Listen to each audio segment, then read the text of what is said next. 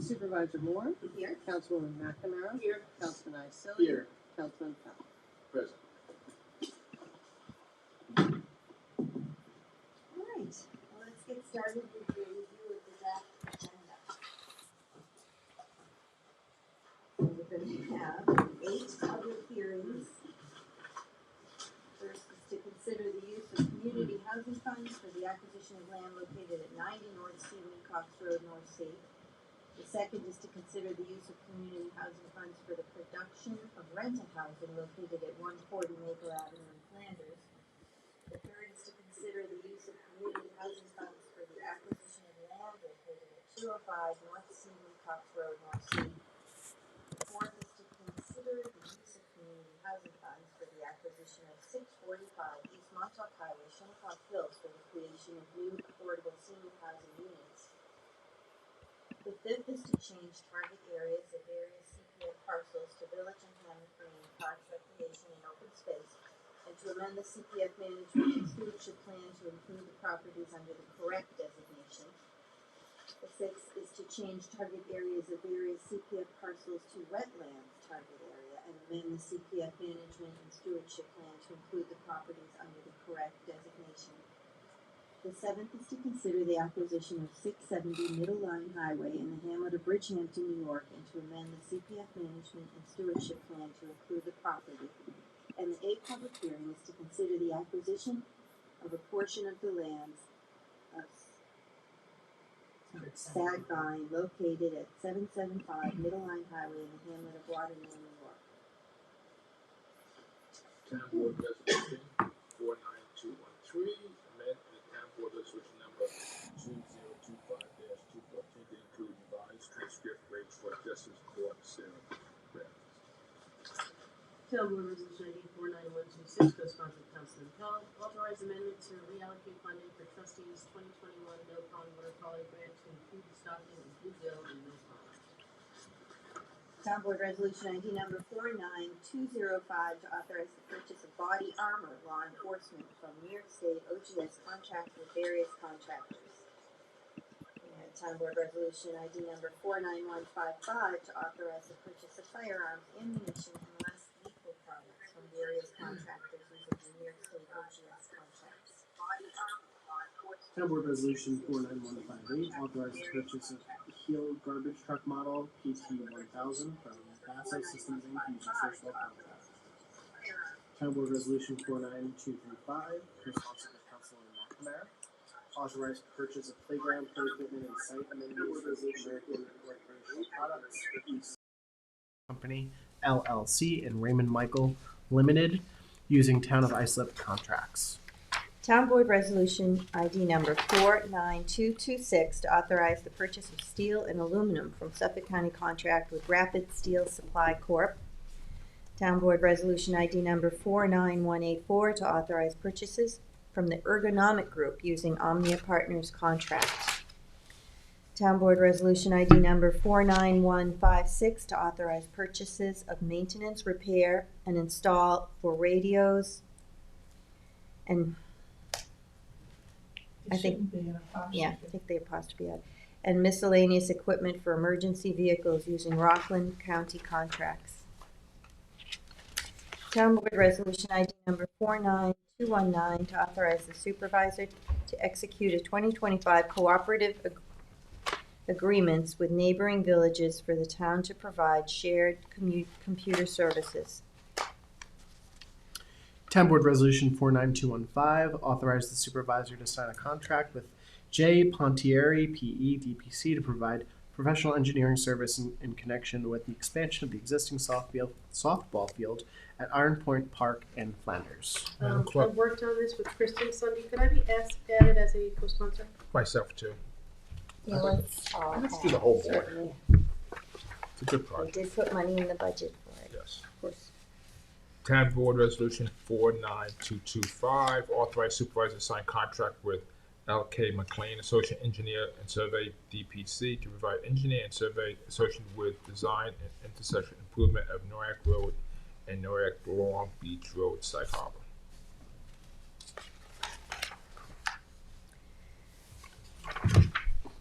Town Board, Can I be added to that, Madam Clerk? Sure.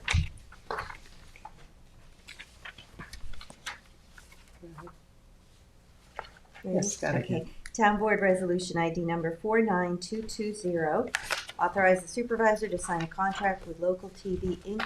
in order to simulcast programming on Sun 20 TV, the cable television public access channel.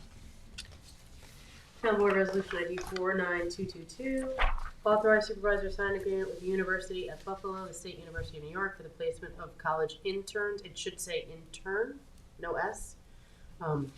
It's no cost to the town. It's one intern for the summer, and this is to formalize the agreement to allow her to get credit for her work. So inside, you Inside might to need to place. get rid of the S as well. Yeah. Yes, And please. add an A to place Whereas a is college Yeah. intern Okay, or an that's what I was talking about, yeah. Sorry.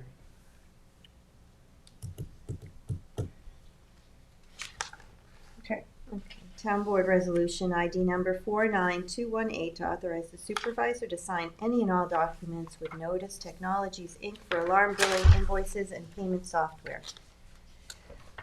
Town Board Resolution ID number 49217, co-sponsored by Councilmember Iacilli, to authorize the supervisor to sign contract extension with Hampton Hopper LLC for the shuttle services associated with the South Fork commuter connection.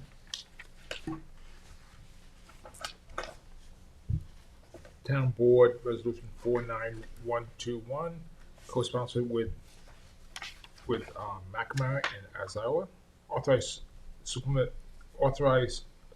supplement funds for 2022 Lake Agawam South Park Improvement Project, water quality project. I think I was supposed to be on that. Would you add me too? To the whole board. please? Yeah. Certainly. Town Board Resolution ID number 49239, to authorize the supervisor to execute a no-cost extension of term of contract for the Riverside Sewer District Professional Service Agreement with Leonard Marchese, MBA, CPA. Town Board Resolution ID number 49214, authorize the supervisor to execute an agreement with Def Sonder LLC to provide design improvements to the town boardroom broadcast system. Yay, that'll be Yes. welcome. Town Board Resolution ID number 49243, to authorize the supervisor to execute any and all documents for the Tactical Targeted Grant Program for Homeland Security and Emergency Services. And Town Board Resolution ID number 49244, to authorize the supervisor to sign any and all documents for the submission of a grant application to the New York State fiscal year 2022 Critical Infrastructure Grant Program. And those are both, do not require matches. Town Board Resolution ID 48874, authorize supervisor to sign any and all documents regarding the purchase of a highway side dump sweeper from Suffolk County Brake Service using Sourcewell contract. Town Board Resolution ID 49216, co-sponsored by Supervisor Moore, authorize the supervisor to sign any and all documents with Hatch to provide maintenance, parts, and labor for the Hampton Bays Water District. Town Board Resolution ID number 49224, co-sponsored by Councilman Pell, to authorize the supervisor to sign no-cost contract extensions for the 2022 awards of Community Preservation Fund 20% Water Quality Improvement Project Fund.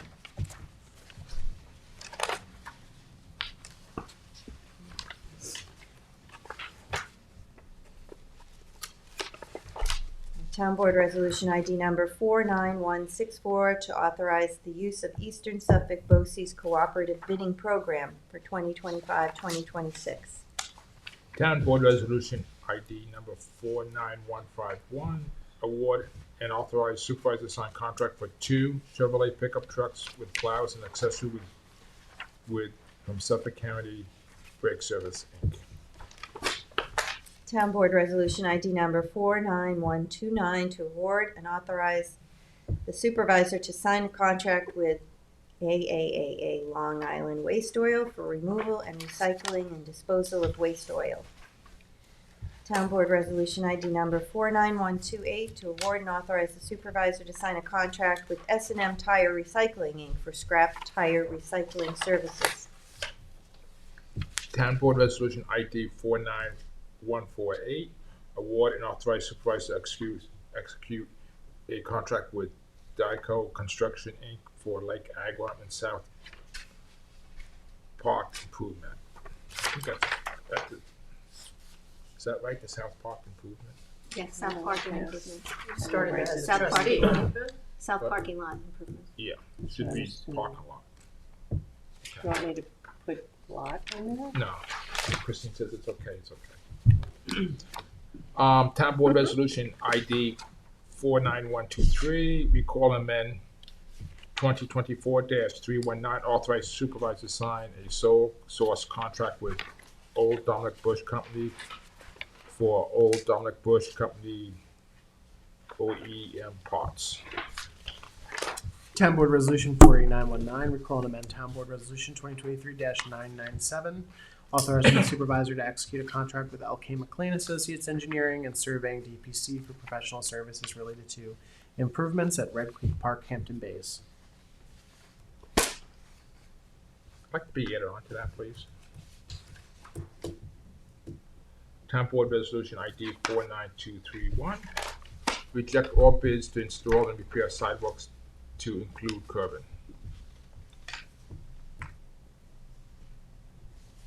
Town Board Resolution 49223, rescind contract with Ben Douglas for mobile concessions at Flying Point Beach. And I just want to note that that was at his request, we're not kicking him out. Town Board Resolution 49180, co-sponsored with Councilwoman McNamara, 2025 notice to bidders for activity vehicles. Town Board Resolution ID 48995, 2025 notice to bidders requiring contract for full depth reclaim. Town Board Resolution ID 48989, for 2025 notice to bidders requirement to contract for pavement repair.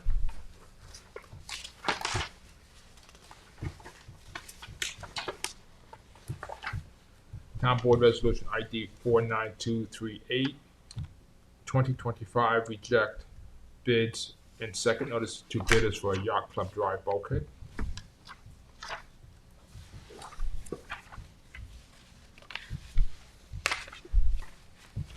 Town Board Resolution ID number 49236 to amend the 2024 budget for various departments.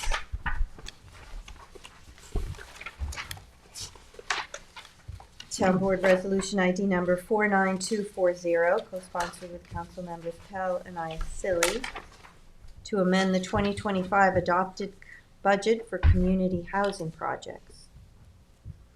Town Board Resolution ID 49015, co-sponsored with Councilwoman McNamara, amend the 2025 waste management fee schedule. And that is to remove the charge to set Or scrap. metal. As discussed at the previous work session. Yeah, Yes. I'd like to be on that. That's a nice thing to do. How about Michael, to have the whole town board? Sure, if the whole town board would like. Yeah. Yes. Good for the residents. Town Board Resolution ID number 49152 to amend the 2025-2029 capital budget for the Flanders Community Center Outdoor Improvements Project. Would like to be added to that, please? Myself too.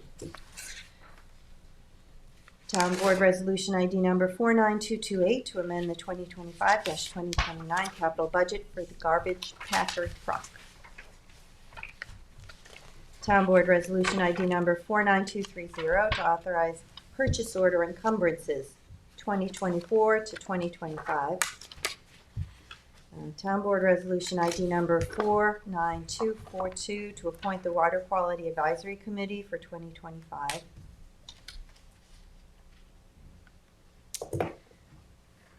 No liaison on that one? Bill, But, says Councilman Bill Powell. yeah, on the bottom. Town Board Resolution ID number 49118, a continuation of legal services by Campolo, Middleton, and McCormick LLP as it relates to litigation filed against the town of Southampton involving River Rock Structured Capital LLC for 2025. Town Board, I was gonna say, I think Maria was asking Bill if he wanted to be added as the Oh, yes. liaison. want to be added as a liaison on The water the quality, reso? the water Yes. quality advisory committee. Yeah. Bill. I'm sorry, water quality, what am I doing? Adding Bill as a co-sponsor. Let's co-sponsor. As a co-sponsor, okay. Got it. Sorry. Thanks, Okay. Town Board Resolution ID number 49115, continuation of legal services by Farrell Fritz PC as it relates to the matter of the town of Riverhead et al. Versus the town of Southampton et al. In the Riverside Sewer District Project. Town Board Resolution ID number 49116, the continuation of legal services by Morgan, Lewis, and Bacchius LLP on behalf of the town of Southampton. Town Board Resolution ID number 49114 to amend the 2025 Department of Land Management Zoning Board of Appeals fee schedule. Town Board Resolution ID 49181, co-sponsored with Councilman Iacilli. Authorization of cost reimbursement waiver for the Friends of the Hampton Bays Library Spring Festival to be held on May 10th, 2025. Town Board Resolution ID number 49157 to authorize Peconic Bay Region CPF tax refund pursuant to the first-time home buyer's exemption for Caroline Janis. Can I be added as a co-sponsor, please? Certainly. Town Board Resolution ID 49182, co-sponsored with Councilman Iacilli. Cost reimbursement waiver for the Remsenburg's Beyond Canyon Free District Annual Memorial Day Parade on May 22nd, 2025, from 10 a.m. to 11:30 a.m. That is the longest marching parade in the town of Southampton. I mean distance. It's a long one. Wear your sneakers. Town Board Resolution ID number 49147 to appoint Amanda Restano to Town Investigator in Public Safety. Town Board Resolution ID number 49159 to appoint Anthony Monson Alvarado to Maintenance Mechanic 1 in the Parks Department. Town Board Resolution ID number 49202 to appoint Brandon Drummond to Network and Systems Specialist 1 position from the Civil Service list.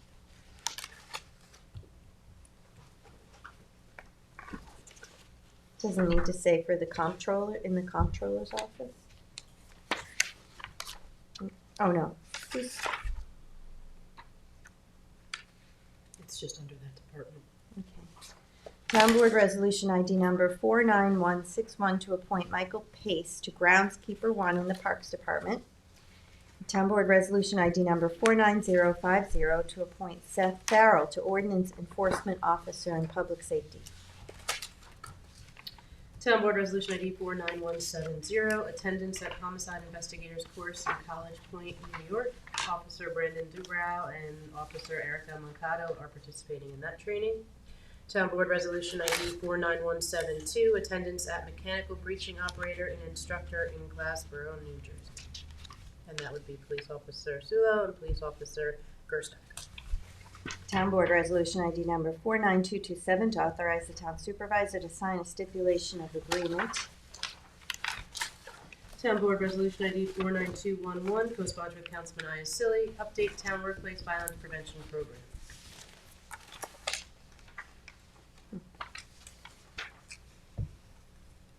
Town Board Resolution ID number 49241, co-sponsored by the entire board, which is a notice of public hearing to consider the acquisition of 112 Mill Pond Lane in the hamlet of Watermill, New York, and to amend the CPF project plan and the CPF management and stewardship plan to include the property.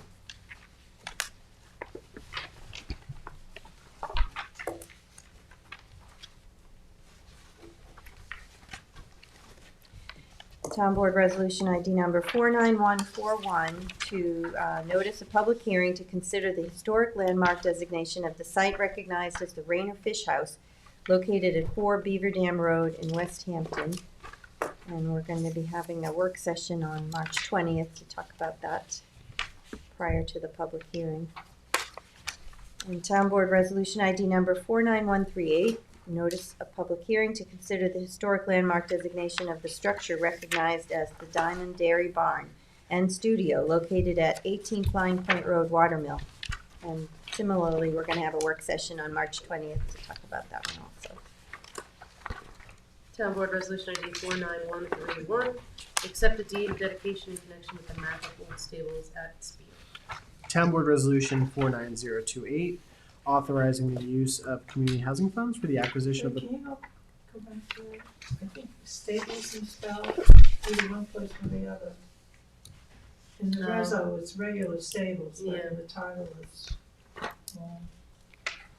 The title is wrong. Town Board Resolution 49028, authorizing the use of community housing funds for the acquisition of the property located at 645 East Montauk Highway, Shinnecock Hills, New York, by the town of Southampton using authority to develop new senior housing units. I just want to know before we close, Sunday, Christine will be getting you an add-on before the deadline today. Janice Sherritt did go to the Suffolk County Planning Commission yesterday and they approved our extension of the moratorium, so we'll have an add-on resolution for that. I just need a written thing from Janice, so as soon as I can get that, we're ready to go. And It'll either be an add-on or hopefully be an add-on, if not a Do walk. you have any idea what time we'll get it by? So I can hold it. I have to wait for If you Janice. can't hold it, I just wanted to make it note to the public that that will be on. So Whether if or you not can't do it as makes an add-on, we do So it as is a it coming walk-on. from Janice? It's coming Okay, from it's coming me, in, but I okay. need something from Janice to put in Okay. writing that we have an okay from Suffolk County Planning Commission. and that last resolution by Councilmember Iacilli, I'll check the financial impact. yeah, it's just that it doesn't, it says in the body that it includes Closing closing costs. costs, but in the impact, it doesn't include that, so I don't know if that's necessary. We'll clear that up before the agenda. Thank you. All right, very good. Okay. Excellent, Madam Clerk. Thank you.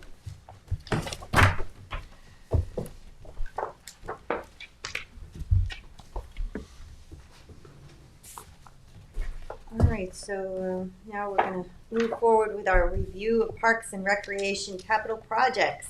Come on up, it's Kristen Doulos, our Parks Director, and Daryl Balmer, Assistant Parks Director. Good morning. Good morning, how are you? Morning. Good morning. Getting ready for spring? Yeah, I can feel it in the air. Yeah, you got lots of good conversation. Yes, yes, yes. That can be You're 10 being ready, years. people wanna go outside now. Listen, I'm On just the happy the end. Concord Bridge is open. Okay. Can't remember when I was closed, when they were pulling it. Oh my God, I can't even imagine. Yeah, that We was, just said young person. that was a big wait, so hopefully it continues that way Yeah. and everything goes, smoothly. Well, good morning. Morning. Thanks for having us. Thank So as she mentioned, we're here to update you on the capital projects that we are managing in our department. Do you, well, I think it's Sunday. Okay. I actually grabbed the wrong copy. Okay, those are all extra ones. We can- Perfect, thank you. Okay, so we have several projects that we've completed and have ongoing. So if you don't mind, we'll just start the list from the top and kind of work our way down. Yeah.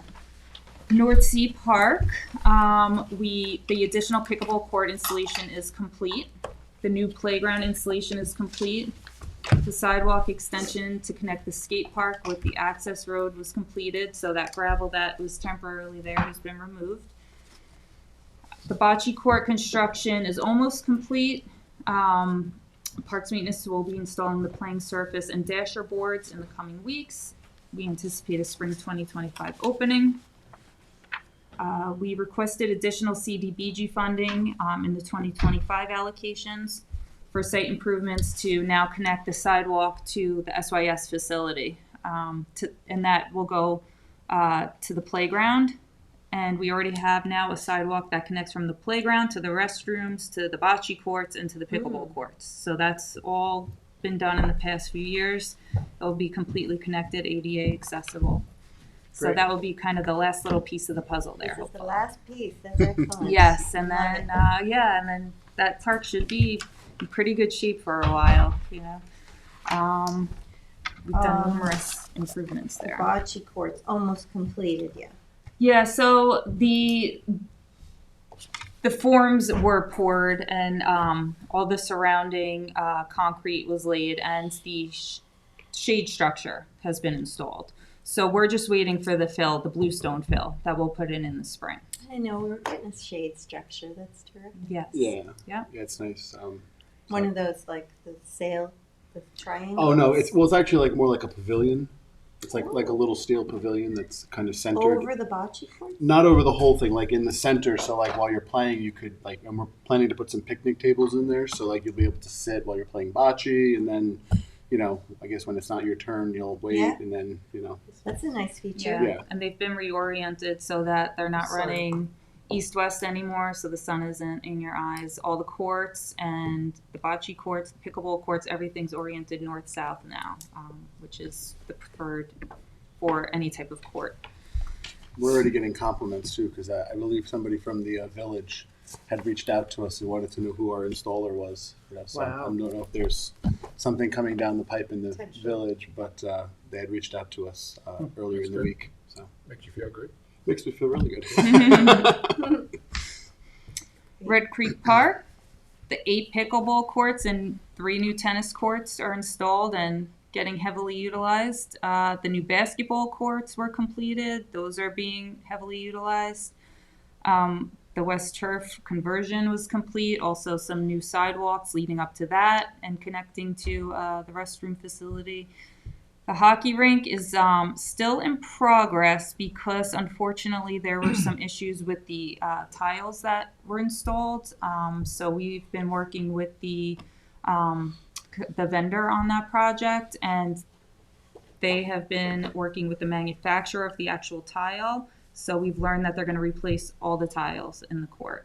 So we're just waiting on those to be delivered and installed at this point. Any idea when that's going to be? We don't have an exact date yet because we just learned earlier this week that they finally agreed to, because we said we don't want any of these tiles, we want you to take everything out. So we finally learned earlier this week that that's what's going to happen. So now we're pushing for the date. Yeah. So we're hoping still spring of this year, but that's been unfortunately the holdup with that. Glad you held firm on that. Yeah, Yeah. it's taken some time, but we wanted to make sure that it was done the appropriate way. So Yeah, the manufacturer also wanted to like test the tiles and see what the what the defect was. So it just took a little time. So, but now I think we're on a good path now to get it done. Nice. Hopefully before spring. yeah. We had requested CDBG money to redo the pathway around the activity center building there, which we received, and we're now moving forward with that work. So that's also going to create a new pathway to the shaded pavilion and to the playground there. So again, we're always looking to improve any type of ADA access whenever we do these projects. So we're anticipating to have that done this spring. I think we already have the PO, right? Yes, that's already Yeah, in place. yeah. There's actually in the back of your packets there's a map of the sidewalks that are going to be replaced. This one. Yep, that one right there. So you'll see pretty much all the stuff around the activity center is getting replaced. The driveways are driveway like aprons that access some of the garage doors there are getting replaced, and then you'll see how it connects to the pavilion in the park there as well. Yes. we do too. And it brings it up to the actual height of the restroom doors, so that it's be no stuff. That's correct. Correct, Yeah. yeah. Right now, it's not truly the interior of the restrooms are ADA, but good. the access up to it was not ideal. So that Right. will correct that. Let's see. Red Creek Skate Park. We have to amend and recall the resolution next week to change the new to the new GL that was created for that project. And we plan to start community outreach and design with LKMA, who was already on contract for it, starting this spring. Because we So, fully funded it for this year. yes. Correct. Yep. So is there any way that we could get the design Oh, done and oh, out yeah. to bid for this year? Oh yeah. Our plan is going to be to try to get it done by the end of the year. So the plan is that next week there'll be a resolution on to amend the existing resolution and contract to reflect the new GL that was approved in the capital budget. And then from there, we've already spoken to the consultant, LKMA, and they're basically, boots on the ground, ready to go as soon as they have the new approval signed and sealed. So. Yeah, 'cause we just had to wait for the capital monies to become available Yeah. for us to move forth with the purchase order. But I mean, when you say community outreach and then McLean to do the, So the way we see design. the design going is, and this is how we talked about with LKMA, is that basically they're going to come up with a kind of schematic, conceptual design, and then from there we will invite the public to kind of decide if it's like, do we want to add something, take something away. So we'll have a pretty good idea. I mean, we've already kind of talked to their consultant. I don't know if you remember, we had met with that guy Tito, like I think it was over a year ago. And he already had some ideas of what he was going to do for our park. So, it's just going to be a matter of trying to fine tune it with the community and make sure it meets everybody's needs. and then go out to bid, but we projected the $1.2 million is. Yeah. What did it cost? Yeah, we may not have to go out to bid because there's actually a requirements contract with Laser Industries that works with California skate parks to do concrete skate park designs. So we may be able to, if we get to the right spot, we may be able to kind of fast track that a little bit and cut out the bidding process. But we have to make sure that obviously it works within the budget and, that we're getting everything we want, so. And that's the last piece on that park too. Once that's done, that whole park's gonna be really Yeah, finished. yeah, I mean, By and large, yes. Yep. yeah, the only other thing we can really do there is, and we have ideas for the future to ask for more CDBG money, because Kara and Julie over there have been just great in being able to get us money to do these like smaller sidewalk improvements, ADA access improvements and stuff like that. So that's really just where we go from there. It's just, The parking area might need some Yeah. attention. yeah, And work that's- it a little but bit. yeah, the town, has given us funding. We've turfed 3 fields there. We've redone all the courts. We're redoing the skate park. Yeah, We're doing the sidewalks around the building. So it's in good shape. Yeah. It's largely going to feel new probably by the end of the year. So. yeah. That's good. I like that, take care of what we have, make all the repairs we need to. Yeah. Okay, Hampton West, we're in the process of sending out an RFP for design services. We touched base with Jen Messiano, and I saw that she reached out just to ensure that she was okay to move forward on her side. So we went through the grant requirements again, and just to ensure that we have everything that will be needed by the time that the application is due, which is at the end of July.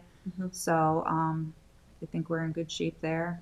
We're going to start pulling everything together that's needed, and then work on the design once we have somebody retained. And the town now has a professional services master list of contractors. So we're just going to send a scope service out to a bunch of people on that list, and then once we get it back, it's short order. The tennis courts and. Yeah, well, the tennis courts, all the courts at that park is kind of what we're hoping the plan will establish where we can maybe maximize and kind of improve the layout there a little bit. Yeah. And then add more parking because No that's. bathroom. I mean, we'd like to, maybe incorporate at least into the schematic plan, like where a bathroom could go. But one of the things that was pointed out was that we don't want to ask for too much coming out the gate to the grant, because then it might look like, like we're funding all this money and then, they were asking for a smaller amount and like, well, so we were advised that it'd be better if we had kind of a phasing approach where like we say, okay, for the first phase, we want to make sure we get the courts and the parking lot kind of oriented correctly. And then down the road, we can then maybe go out and maybe even ask for another grant to do the bathrooms at a And later. then do we go to the Prime Parents Commission with all of that? Well, we have a call into Janice Shearer to discuss some of those elements. If we So, stay, I think if we stay within our existing footprint, we should be okay. I would think so, yeah. Yeah, we're going We're to not looking to obviously. If Clear. anything, we No, might, no. we're looking to revegetate some areas. Yeah, I think if you don't put additional lighting in, you probably don't need any Yeah. approval. Yeah, and that's not in the plan, so, but we, But I think that grant can pay up to $675,000. it can, and we intend to ask for the full grant amount. Okay. But the portion he's talking about, just the courts alone, was at 1.3. So I think what she's saying is rather than asking for like saying that your project is 2.3, which would include the restroom and other elements, stick with the first phase, meaning that the grant will fund like 50% of what you're asking. Okay, that makes sense. Iron Point Park, we're in the process of retaining an engineering firm to design the field expansion and provide a SWIP plan because it requires a SWIP plan since we're going to be clearing more than an acre there. And construction anticipated to begin in the fall. So this is expanding the field, but it's also going to accommodate soccer now? Yes. yes, yeah. We How's had that work? so when I laid out the field dimensions, I was able to get I think it's a college size. Is that we determined it was a college sized soccer field that could go kind of running out of the into the outfield, and there's enough room once we expand the field out to 350 feet to do that. So they can't both play at the same time. No. But yeah, I mean, I think what likely will end up happening is that it actually might look like the soccer aspect becomes more popular there. But then the men's softball league would have somewhere to play. Mhm. Yeah. Yep. And Yeah. Sure. they're still very much, Requesting. yeah. I speak to them regularly. So we don't have to get the word out. Right, Right? right, yeah. So they're ready. Once it's built, they're ready. Oh, They're ready. that's so Yeah. great. It'll Yes. be really nice to have some activity there. Yeah, it will. Yeah, so we already had like a proposal back from an engineering firm that's going to basically do a field design, topographic survey, and then do the SWIP plan, and then we can present that to the planning, town's planning commission and get that approved. Then we can start the work. Again, we're planning to utilize some requirements contracts. Mhm. So for the clearing and maybe even some in-house labor can work on like doing the planting of like the grass seeding, seeding and stuff like that. So we're always trying to find ways to save money and streamline the process. Much appreciated. Okay, East Quogue Village Green. We're in the process of working with the playground company to design the new playground, which we have a final layout, I think. Yeah. Now, right? Yeah, as of yesterday, we had a final layout design. So Included a lot of inclusive elements in this design for wheelchair access and sensory. And I want to thank you guys for working with Brianna Gladding, a community member who's really wanted to be part of the process to make sure that there were, inclusive elements in this playground. And she was thankful with what you were able to include, and she understood, it's not going to be the full playground, but it's at least, if we have these items at each location, it's a nice thing to try to incorporate where we can. Yeah, she was great and gave a lot of good insight. Yeah. And she said, Yeah, I she saw her did. again this past weekend. She said, thank you Yeah. again for including her. I think she's going to be really happy with the final design. Yeah, Good. We really kind of stuck it to the contractor and said we need this, and this, and make it work within our budget. So I think she's going to be really happy with the final product. That money in the budget is going to be adequate to cover. Yeah, we'll make it work. We have we're good there. we're backing into it. Yeah, the thing with adding those inclusivity features is it does. Unfortunately, it shouldn't be that way, but it does add a lot of cost into designing of the playground, and because there has to be approaches to get people with wheelchairs up into the playground. So it does add cost, but we've managed to kind of, as Kristen said, back into it, and really I think we're getting a really good design that's going to really appeal to the community. So And some really good swing features as well. yes, the Yeah. swings are. We have a can be swing nice. where a parent can face the child on the swing, both sitting at the same time. Oh, Yeah, Yeah. so the mommy and me swing. Yeah. Aw. Or daddy and me. Or daddy. That playground wasn't new when my now 22-year-old was a toddler, so it's definitely a need. It's it's quaint. Yeah. One of the big things about that too is we're going to be getting the safety surfacing. Yes, no more wood chips. Yeah, no It'll more be, wood chips. yeah, I like that. be rubber tile safety surfacing, and that's another thing. Whenever you add elements like long approaches, they have to have certain fall zone areas around them, which adds to the surface area. The surface is almost as much as the equipment, if not more, in certain cases. So, like you said, every time you add a little something, it makes every part of the project Yeah. go up. But Right. I think we came up with a really good design within our budget. So. I agree. Mhm. Yeah. And that's important because when I saw her on Saturday, she said, like West Hampton Beach, when they did their playground, they have elements of inclusion in the playground, but you can't access them because the access approach to those items is not there. Right. So, Which I think we've handled it. We've Awesome. covered it. We've covered it. Yeah, yeah. And yeah, we're planning to also make the access up to the gazebo ADA. oh, great. Yeah. Pretty nice. Yeah, Yeah. we got that feedback from her, so we're looking at a way to make it so that they can have that take benefit of the shade in the gazebo as well. Nice. And then also the next part of East Quogue Village Green is that we're working with CPF to fund the installation of new paths to replace the existing bluestone screenings throughout the park.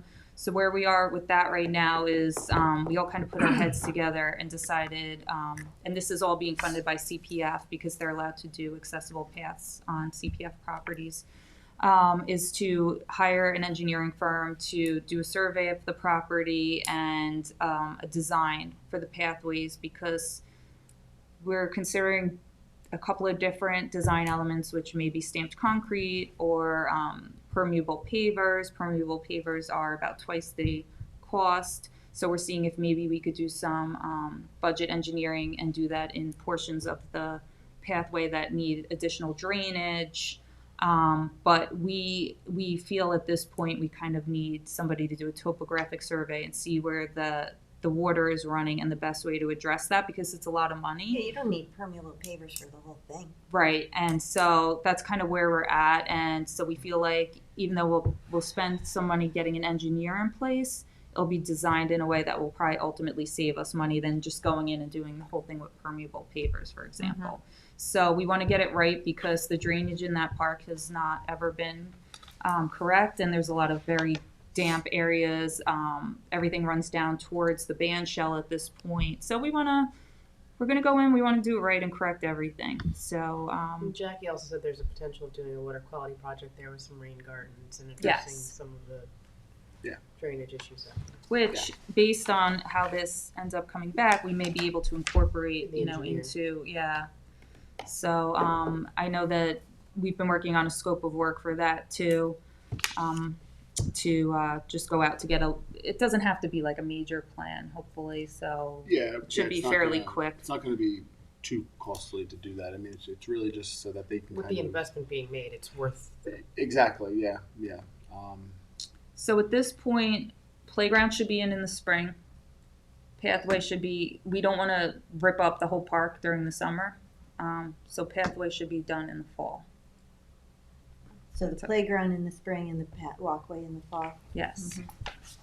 Which it made sense to do the playground first anyway, because then we'd have to be driving over all of those elements to get into that corner. So, so that's our timelines there. Poxo Bog Golf Course, we put out scope of work. We received back 9 proposals. We reviewed all the proposals. We have a recommendation for who we would like to go forth with, which we'll be forwarding for award. And we'll send you some information on that. Where they have to lift the structure. Well, in going out to these consultants and getting back their ideas on things, and then Daryl did a very thorough job of pulling back a few of the top people who we were looking at and really discussing the project with them. Some of them felt that potentially just one of the walls in the basement could be repaired and not a lifting of the whole building. So there were some different thoughts as to how to approach fixing the building. So it may not require a lifting, based on, which once they go in and really assess it, I mean, this is based on a walkthrough. They did a visual inspection, and a walkthrough. So once they really get in, once they're hired, they'll be able to give us a little bit more in depth. But that's what we're hoping for at this point. Wait, what are you saying? We went out to bid and we got 9. We went off of the master professional service list that the town now has, and we put out the scope of services to like a dozen firms. We went to the whole list. And how Okay. do you know this?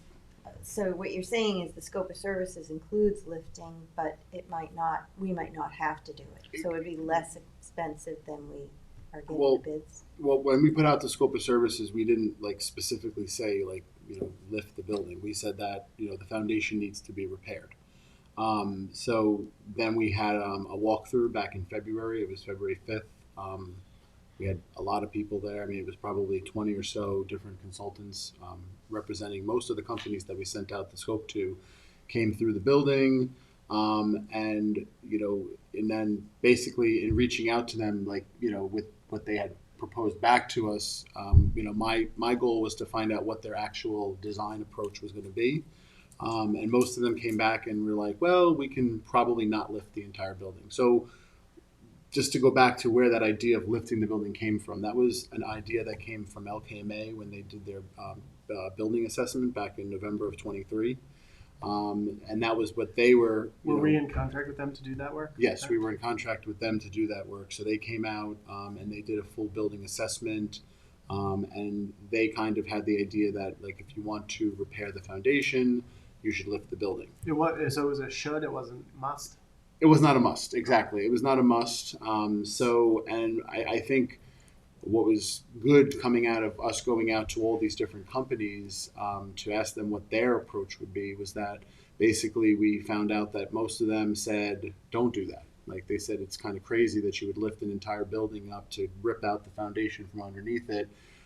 They said, basically we feel that you could just repair the issues that the foundation has, whether it was through removing portions of the foundation or using buttresses, which is where they try to reinforce it with a perpendicular member that's poured up against the foundation wall. So that was kind of what the approach that we were hearing back from these companies that provided us with proposals was that they were saying, you probably don't have to do this, so. Which is actually wouldn't be in their financial interest to not do it. So Yeah. the fact that they're saying that it's a possibility is a good thing. Right, exactly. Yeah, I mean, most of the companies, if you had to design a whole new foundation and a plan for lifting a building, the cost of the engineering portion of it just goes up. So it was kind of refreshing to see that these companies, they came in and they were very respectable companies, came in and they were saying, no, we don't think you have to do this. We think you can just repair what's damaged and not working and what's failing and make the building look nice and get another 15 to 20 years out of it. So I mean I think that's the goal here is, and I think the community is much happier with that approach because the building has an intrinsic value there. I think it's it's characteristic of the community. I know speaking with the village of Sagaponack, they want to see it kind of stay the way it is, So. Yeah, I wasn't talking about that. I was Oh, talking I'm about sorry. the foundation. I'm sorry, I got a little elaborated. Yeah. No, I just wondered But, if some of the did good. bidders did some of the bidders put in anticipation of having to lift and others didn't. So then the low bid goes to the guy who said he didn't have to, and then he Right. has to do a change order and charge more. And, Yeah. but I guess we wouldn't know that right now. I mean, Or did they all submit based on? nobody really in their proposal said we're going to lift the building. I Mhm. think the idea could always be there that they could come back. And to your point, even the companies that were the low bidders, one of them the one that we're thinking about going into contract with, they said that they would include a full foundation replacement plan in their number if we had to go to that extent. But again, their expertise was saying you don't have to go to this extent. So, we don't have to go to that level of Yeah, getting well, it let's done. hope that's the case. That would be That's great, what we're right? hoping. We're hoping that, because That would that be helps us out too, because then potentially we don't even have to take the licensees out of the building, because that was also a big factor of this project was making the restaurant vacate the premises by the end of this year and relocating the pro shop operation to a temporary trailer location somewhere on the property. So if we can try to avoid that by just kind of keeping the building there, shoring it up, and repairing the foundation, I think it's going to be a good value engineering, concept to keep Yeah. All right, well, let more us money know going when into you- the project and to actually fix the building. So And we're also in progress with the IA sanitary system there, but we have Rayner Group on contract. They started the process, but we kind of told them to time out a second while we figured out exactly what this building renovation was looking like in case that altered the IA system location or parameters or anything like that. So we're hoping, once we get this firm going, that we could go back to them and say, okay, like, proceed. yeah, But we didn't want them to go in and have something designed and then Yeah. this other firm say, well, that's not going to work with what we need to do. Yeah. So That would be putting in for CPF water Yes. quality for the IA system? we received a grant for that, and that's who it's funded through. Oh, we already have that? Yes. Yeah. So we were hoping to get that completed now, but given that we're a little unsure of what the renovation might look like at this point, we just told them, hang on a minute, pump the brakes. yeah. We basically just said just pause for 2 to 3 weeks, and then once we know that we have a consultant on board to do the design work for the building, essentially we put them in touch with each other and we say, okay, now you discuss the approach and the concept of how you're going to make all this work.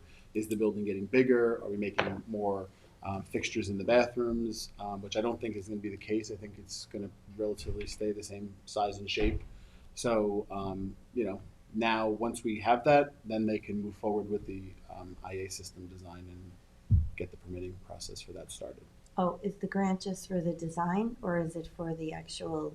No, it's for the whole. Installation It's for the also, whole it's for the thing. whole It's for thing? design, installation. It was $276,000 was awarded to us.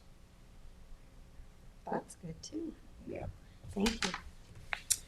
Spionk Park, we had discussed last year, if you recall, like in our 555 plan, that this was something, that we were going to look to be pursuing in 26 or potentially even 27. But because we have budget right now in the amount of 1.89, but to even get a first phase completed, we're looking at about $4 million. So there wasn't really anything we could start right now. But that's something we should, revisit and go back to. Right now, we've just been kind of now concentrating on the other projects at hand, Yeah, but I we think won't. it makes sense to fix what we have already before we Yeah. find something new.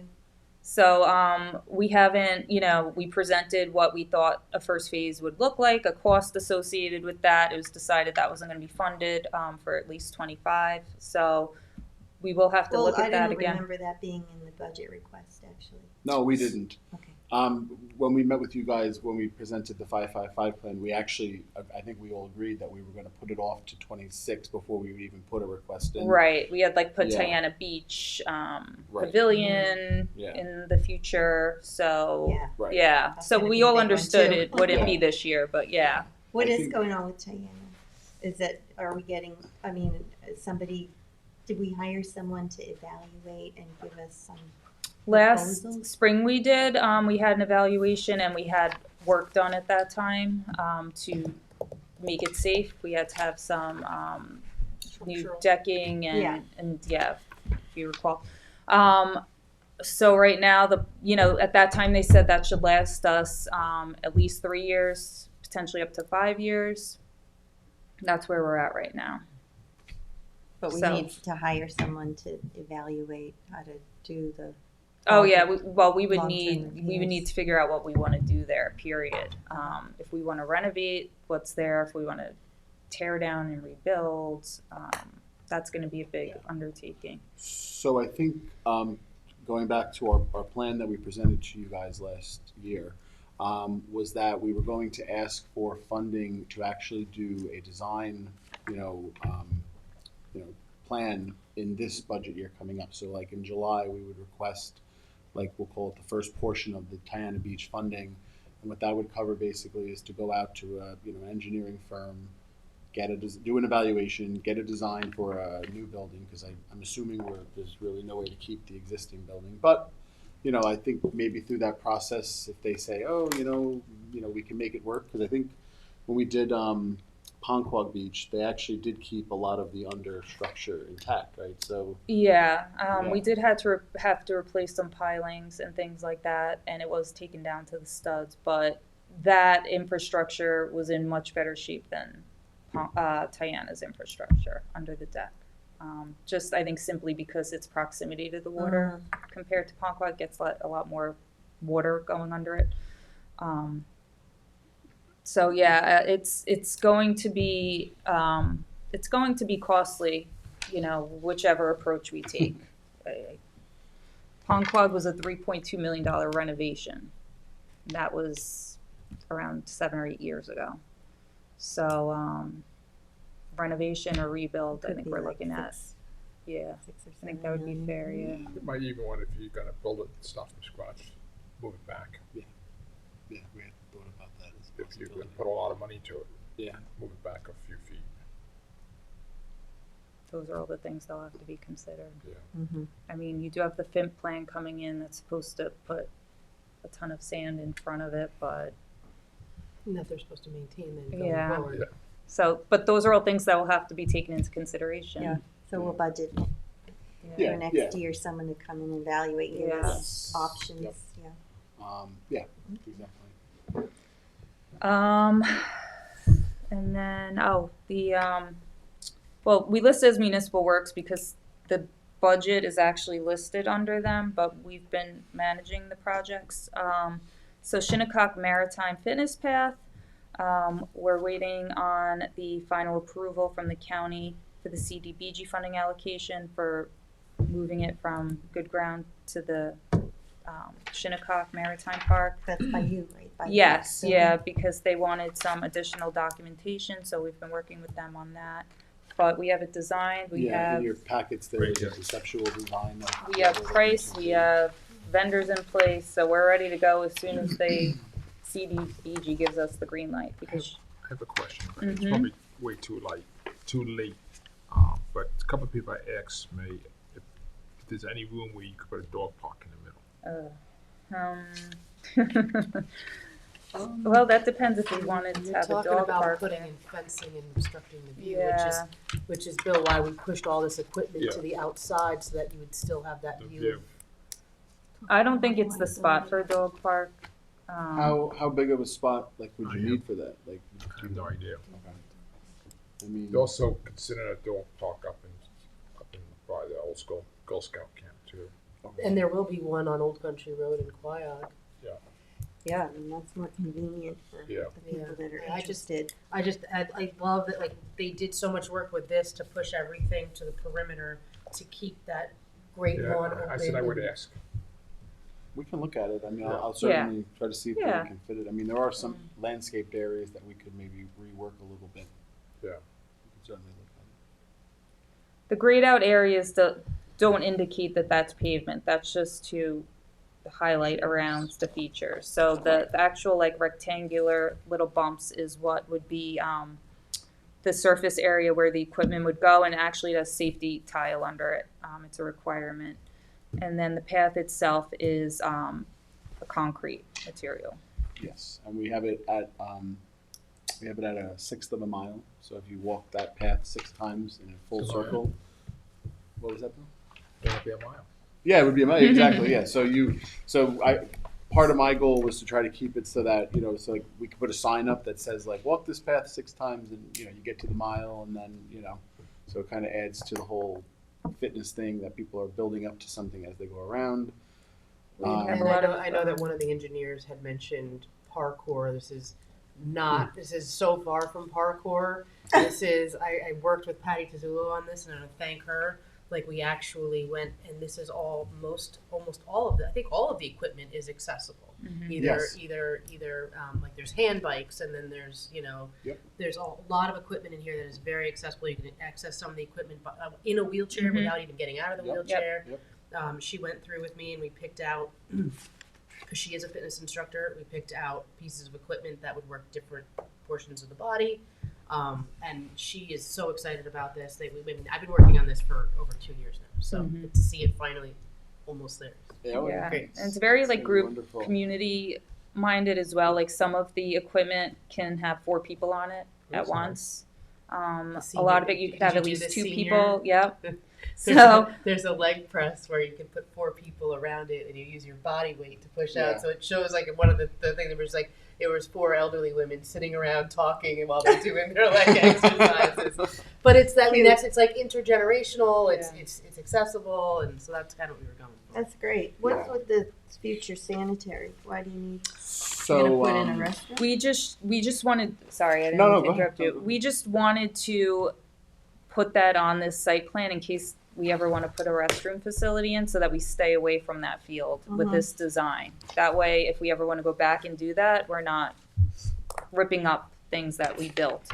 So we showed also a future potential restroom off the path there, yeah, that first and that then the first- sanitary field. Yeah, that first rectangular building that's kind of over here by the pavilion. Right here. Yeah. Yep. What is on this right here?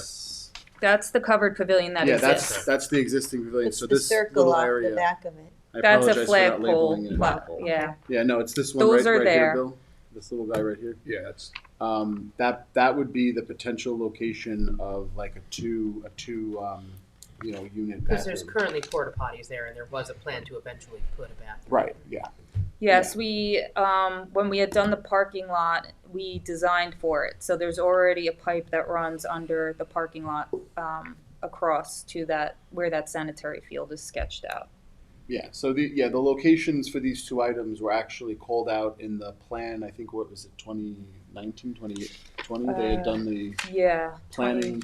We just did the renovation of the parking area and the new pavilion.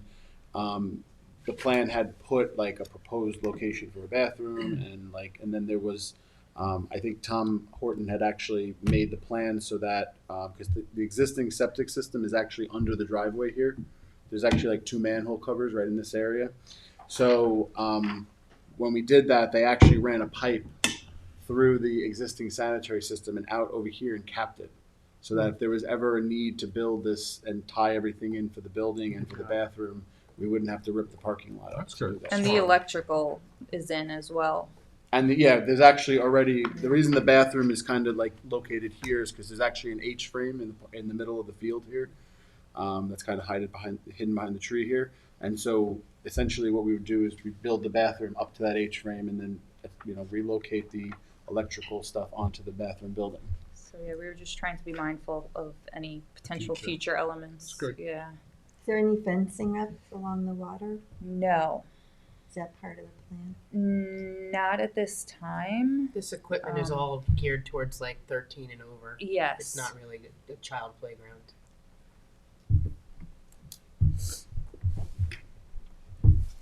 And so this is a lot more than I thought it was going to be. Is there what we budgeted? I know we transferred money into the account. Is that sufficient to pay for it all? Yes. Yep. Yep. That's great. We have all of our estimates in and everything. And it actually looks like more because what you're seeing is potential future, like the circles are all like potential future screening trees, Yeah, and so- landscaping. Yeah, so we had, what I had thought, kind of come up with the plan is that at some point, probably in the very near future, because there actually may even be money available when this project is completed, to put in some trees, like deciduous trees that will, create shade. So, and we would place them in such a way so that when the sun is coming from the south, you would have the shade cover. So you're That's a working good on the idea. equipment. Yeah, and it also, it keeps everything in the park low. Other than the trees, obviously. But I think initially when we had looked at doing, it was all going to be on one pad, there was this giant Shade shade structure. structure that was going to be erected over it.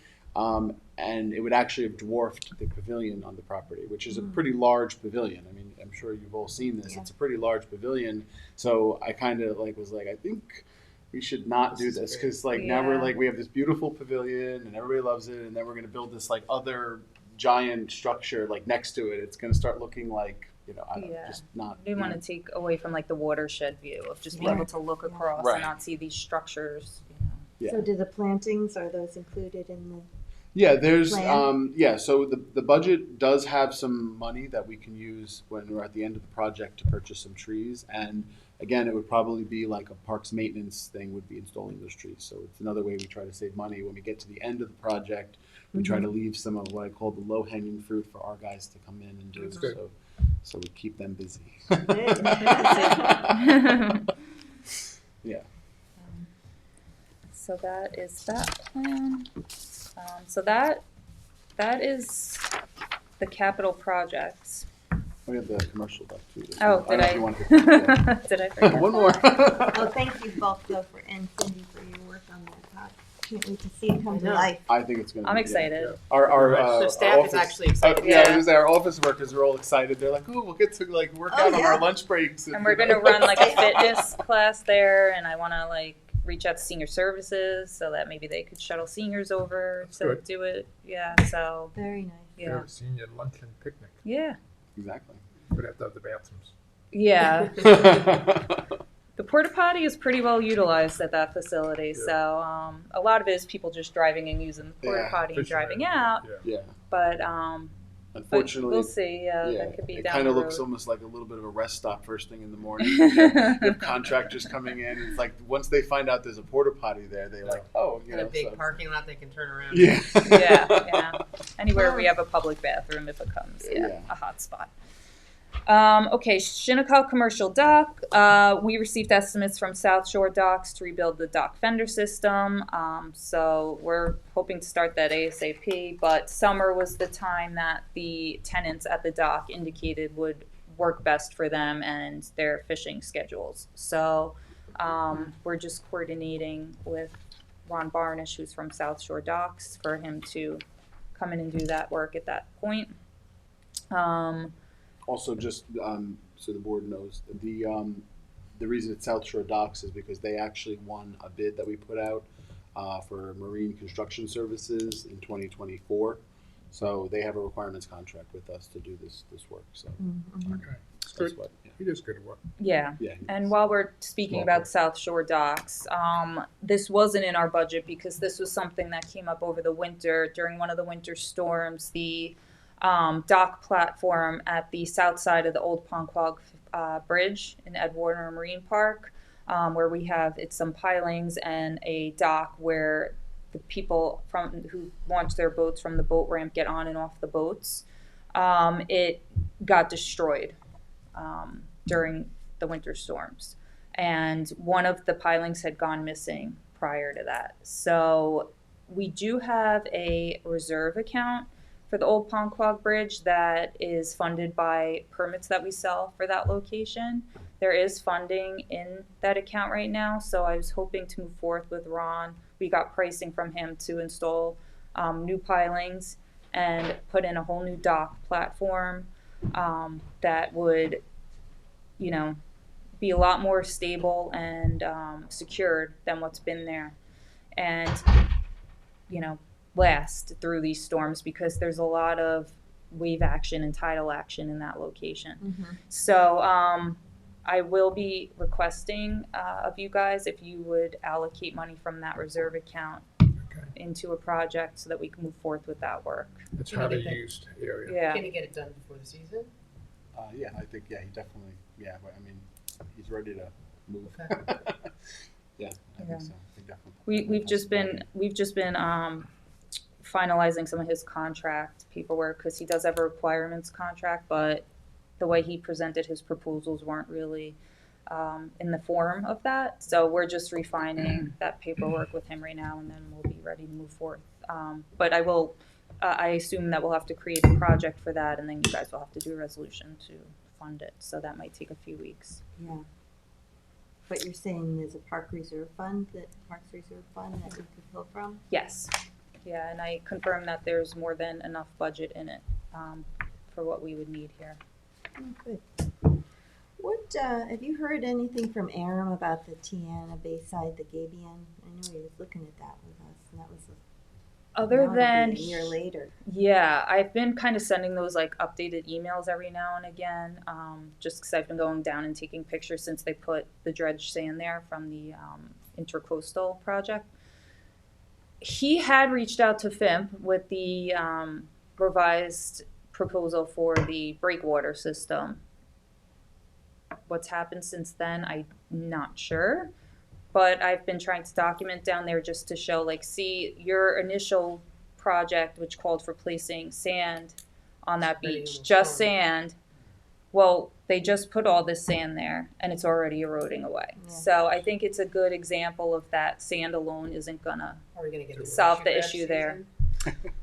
For half of the facility that has sand on it still, it shouldn't be an issue. And from what I'm told, they will probably know enough to migrate over to that area to get back into the water. But it may still be an issue this year with them So getting that- stuck behind Gabions. When you said he reached out to the Army Corps, did he put it in writing, do you know? Yeah, he sent them an email with the proposed plans that he had presented during the work session. And we don't know if he heard back. They had responded that they would run it up the chain. Oh. I don't know, if there's been any movement We since might then. actually wanna see if Aaron wants to come in and talk about that and also the ECDs and what's, an update on that. and- Yeah. And just in general, if he could speak to like how the beaches are Mhm. looking for the The season state of too. the state. Yeah, The state of the just beaches. because I keep getting a little nervous about Pond Quag. It was very narrow last year. That's our main beach location in terms of usage and revenues, and there was very limited beach there last year. And So Ryan Murphy and I, as a note on that topic, did reach out to the county. To my knowledge, neither one of us has heard back about stockpiling sand, because we had our meeting with the Shinnecock Dock Committee. They're concerned too, because now with the bridge being compromised, there's no way to get trucks over there in the potential scenario that we have a washout or a breach, and the stockpiles over there are extremely low. And so Ryan and I reached out to the county asking, while there's these dredges in the area for the ECDs, would it be possible for the county to help us out with, getting them to stockpile more sand for that area, Yeah. because the stockpile is very low. We haven't heard back, so we'll just keep reaching out. yeah, the beach was looking promising compared to last summer. In the few times that we've inspected it periodically, it did look like the sand was building up at least. It hadn't really built out yet. So I know we had some south winds this week. We gain sand with that sometimes. Typically, we know by April how we're really looking. So fingers crossed. So any questions on the capital projects? No, I think this is great. It's just what we were looking for. And I would just say I appreciate your department's focus on the ADA enhancements at North Sea and Red Creek and the elements that you're putting into the fitness path. If you would like to come and attend one of our disability task force meetings to just review some of those things, I'm sure they'd be very pleased about all those different additions, because I know that's a big issue for them, and it's We great could to see actually that have we're Patty speak to it, because she has helped design it and she helped pick out all the equipment, so. and all of it, North Yeah. Sea as well, and Red Creek. It would be great to. Yeah. It's wonderful. I wouldn't mind attending. Yeah. That's awesome. No, that'd be great. Thank you. Thank you. I just want to Okay. say thank you guys. You guys do an amazing job with your capital projects. Thank You keep us informed. They're on time. You have great oversight, and it shows, because you're there and you know how these facilities get used. And when you see stuff going in, you're able to call things out and say, it's not going to work. So it's really appreciated that you are so involved in these projects, and Thank I really appreciate what you do. Was that, Thank was that garbage truck packer for you? Mm-hmm. Yeah. Mm. That's good. Yes, ma'am. It'll be going over the West Hampton Bridge. Just something I should mention that we will have some I'm very happy that the bridge is open, but we will be a little hamstrung in getting some of our vehicles to Dune Road. So things like the garbage truck being a prime example. And we empty garbage 7 days a week at the beaches, twice on the weekends during the season. So it's not going to be the most efficient situation. Have we heard anything further from Commissioner Balfour? What's that? Any further news from the county at all, Commissioner Balfour? No, I mean, I think I know as much as the public basically knows, which is, you know, they have the barricades up on the west side, and 2 lanes open right now, but just the 5-ton limit, and no indication of when that may go on until. So we're just kind of preparing as if it's going to be the whole summer. And then I just wanted to update you quickly on a couple of other things. We have ongoing recreation programs and registration. Beach permits will go on sale by the end of this month. We have a new recreation software that we're in the process of building because we have to put in all the data, all the classes, all the facilities, get trained on it, get our staff trained on it. So it's a big undertaking. It's called Vermont Systems. So I just want to say publicly, people may be getting emails to their account. It's not junk. It's not spam. We're actually asking you to create a new password for a new system. So I just want to put that out there. We're not going to LPRs, or are we transitioning in some respects? We are still using for the beach permits. We are still using the TCOs have LPRs on their vehicles, so it's still a hybrid system. We're still issuing physical permits, but the license plates go into the database, so they could scan that way too. But since we do sell permits at the beaches, those license plates don't necessarily get into the system, or at least not immediately. But also we sell daily permits in a lot of locations through the license plates, so they go in and scan for those as well. Those definitely go into the system, so it's still a hybrid. We would love to, eventually. People like their stickers. I feel like people collect them. I think even if we went fully electronic, we would still be issuing physical permits, just because people like them. They like to have 7 on their card. Or more. Oh, we actually take pictures if we see somebody with like 20, because we like to see what colors we've used in prior years, so that it's not too similar. Can I ask what this year's color is? Oh my gosh. It's gray this year. Is it gray? Like really? I think it's like one of those like matte type gray colors, like the new Vogue color for vehicles. We look at so many colors, and then it changes, and we have different colors for resident, non-resident, marine park. So like all good. But I'll believe Daryl and say gray. Yeah. I only know this because Gina was showing me the new website, and she said that the color. The colors that we picked for, because like I guess with the new Vermont systems we can actually pick like a different color. Oh, on the banner on the website. She said, and it was gray, and she said that's the color of the new permits. Right, we were going to match it with the permits. That's right. That's right. Yeah. That's the only reason I know that. Yeah. And how's all the sign replacements going that we talked about? Well, the town attorney's office is in the midst of drafting those code amendments, so we haven't actually gone to print on the signs. We should get moving on that as soon as possible. Not you. Yeah, no. Well, it's also like I guess I just want to make sure that they got adopted.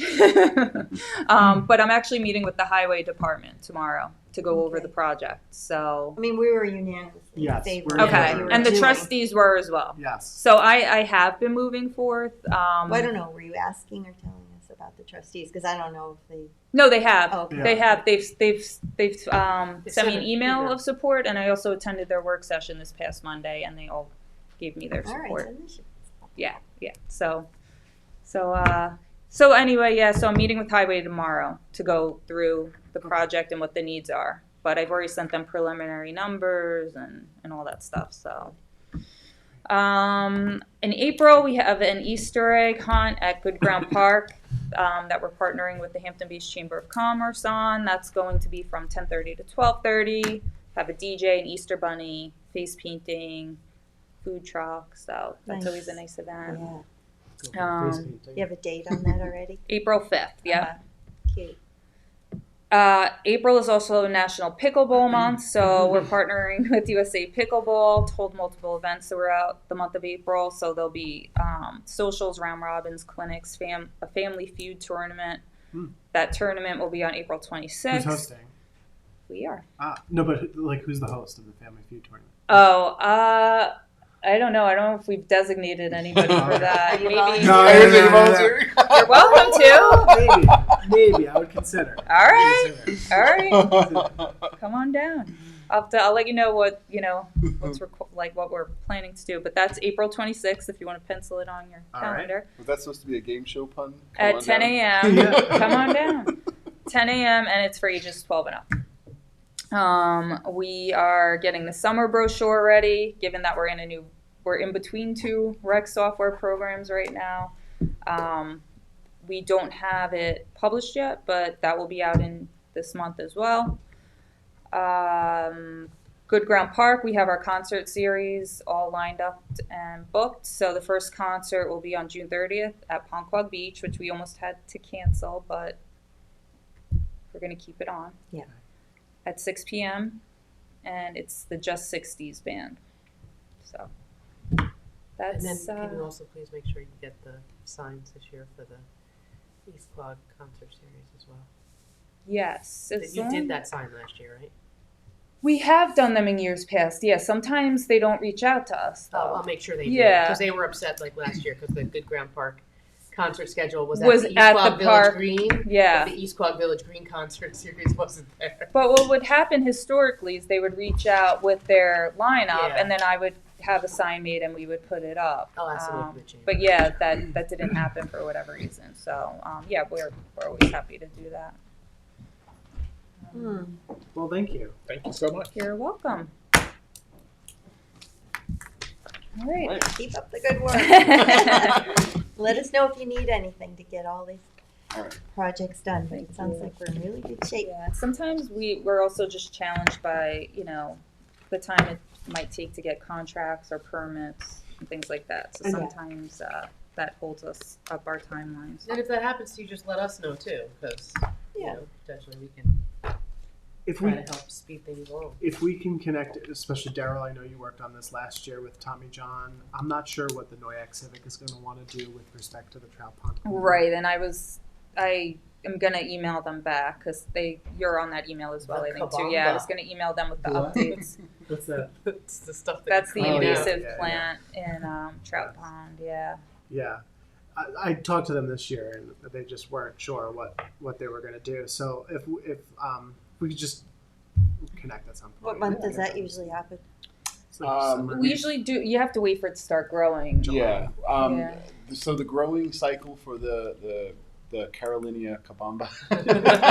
You know a lot about it. I do. You I were know. like an I've expert. researched it. I feel like I've become an expert just on that plant. Kabamba expert. And the milfoil. And yes. the milfoil, yes. So typically, I mean, it typically, even though it's an aquatic plant, it typically follows the same growing cycle as regular, terrestrial plants. So like in May and June, it starts to put up flowers. Yeah. So you can actually get like an actual flower on the plant, and then from the flower it can shoot out seeds. Mm-hmm. Those seeds can then embed themselves in the muds or the muck of the basin of the pond there. So those seeds can actually be viable for up to 3 years if they don't spawn immediately and make a plant. So we've been trying to attack it in the spring, and then we also try to do it late in the fall, maybe October time. Mm-hmm. We've done that. That's how we've been doing with Tommy John was, springtime we try to do it. Then Before we try to the do seeds drop. Exactly. So the goal is to try to get the plant before it actually makes a flower and then produces more seeds, which then create more plants. And then same thing at the end of the season is to try to just get as much of the plant out of the water as possible at the end of the season, so that it even it stymies it even further going into the new growing season. Have you made it? But Have you felt like you've made a dent? A couple of concerns with all of this is we were concentrating on the area around the sun deck because that's where people typically sit. I mean, the whole pond is basically invaded with the kabamba, so and milfoil as well. Right. So we were concentrating in those areas, but one of the issues is that unless you get every little fragment that is breaking off of these plants as you're raking it out, You're then raking those it. fragments are just gonna proliferate again. Right. So you may be Last, actually worsening the issue. Right. It's like a Right. starfish. Yeah. Michael remembers from our last experience. You were there. Right. I think you were new to the board. You had come to our that one we did. What was it, last fall? I think it was. Which for what? For the Kabama. For the. It was fall. I think It might was have it been fall? late I summer. think it was because it was Yeah, cold. you're right. Yeah. A little chilly. I wore shorts, but But if you remember, we had those the pool skimming nets. yeah, And I kept telling everybody, I'm like, we got to make sure we keep the fragments. No it wasn't fragmentation. easy. And it wasn't, It's not easy. It's People not. went in the It's- water to it's try a to lot get of work, like people yeah. jumped in the Yeah. water. to try Yeah. I mean, but the So have littlest. we ever reached out to an actual, I know you're an expert, but an actual expert to ask, like, What's are the we right doing term? more harm than good? What's a better? We have actually. We reached out to The Long Cornell Island, and Invasive Plants Yeah. Association, I and they were mean- like, "Oh, tell us how you do," because we have. yeah, right. That was. They're like, "That sounds like a literally- good plan. yeah, like, like, let us know yeah. how it goes." Yeah. But they've drained down like the Carmen's River and stuff like that for this, and it's come back. Maybe we should get a recommendation So- from Yeah. Cornell I mean, or- the only- Are we just fighting a losing battle? At that Well, point? I mean, I think so. Unfortunately, Dr. Gobler. I think what we have to do, well, we could. I mean, we could reach out to. I mean, He I'm might have some more than knowledge happy on to it. reach out to other people, other experts to do it. I mean, because I did a lot of the research myself, so I'm not necessarily an expert, but I just did a lot of research and understanding of the plant itself. But one of the things that came out of this was like, you could be more aggressive at tackling the problem, which like would involve mechanical harvesters. or East Hampton- herbicides. East Hampton uses a mechanical.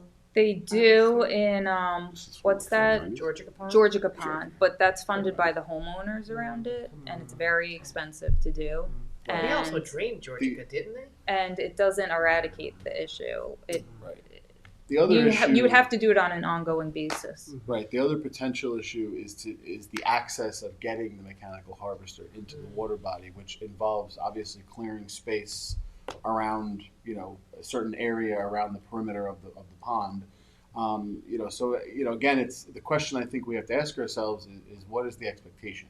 Is it and Kristen will point this out that it's technically not a place where we're supposed to swim. I mean, it's an unprotected waterfront. We do have posted signage there that indicates that, but I guess. When I was kids, we used to do the rope swing. Yeah. Yeah. Yeah. Tommy John would mention that when we would do these events. He would go, "Oh, the He rope would. swing He used to would. be Right right up over there. there, like on the other side So of the." let's reconvene and talk about it. Maybe Yeah. a meeting with the civic council might be a good idea, just Yeah. to kind of get where they're at with it, and maybe inform them of some perspectives that you're receiving from some Yeah. experts. Yeah, and absolutely. I think we've Because it I is think they an- generally understand, but of course they want.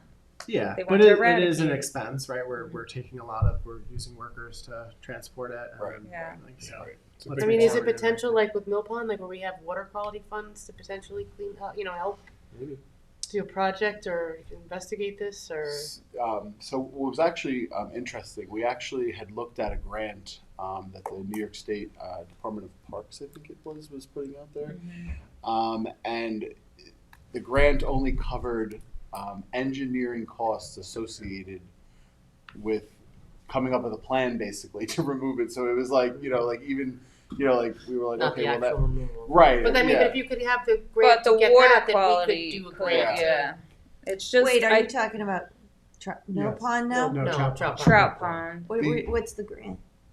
Oh, it was a grant that I believe was through the New York State Parks Department, and it was It's basically either through them or DC. yeah, it was one of the two organizations, and it was we had looked at. I read the documents, I read all the the forms and everything, and it was literally only for funding a design or a mitigation plan to deal with the problem. It didn't actually fund the actual removal or the actual mitigation steps that you would take.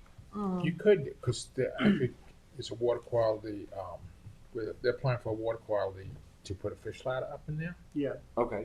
So you might be able to do that somehow at the same time. Okay. that might be a good idea. You should look into that. Yeah. I mean, I think, Because yeah, we would have to highway hire is doing all the somebody work. to Yeah. evaluate it and give recommendations, and then, Right.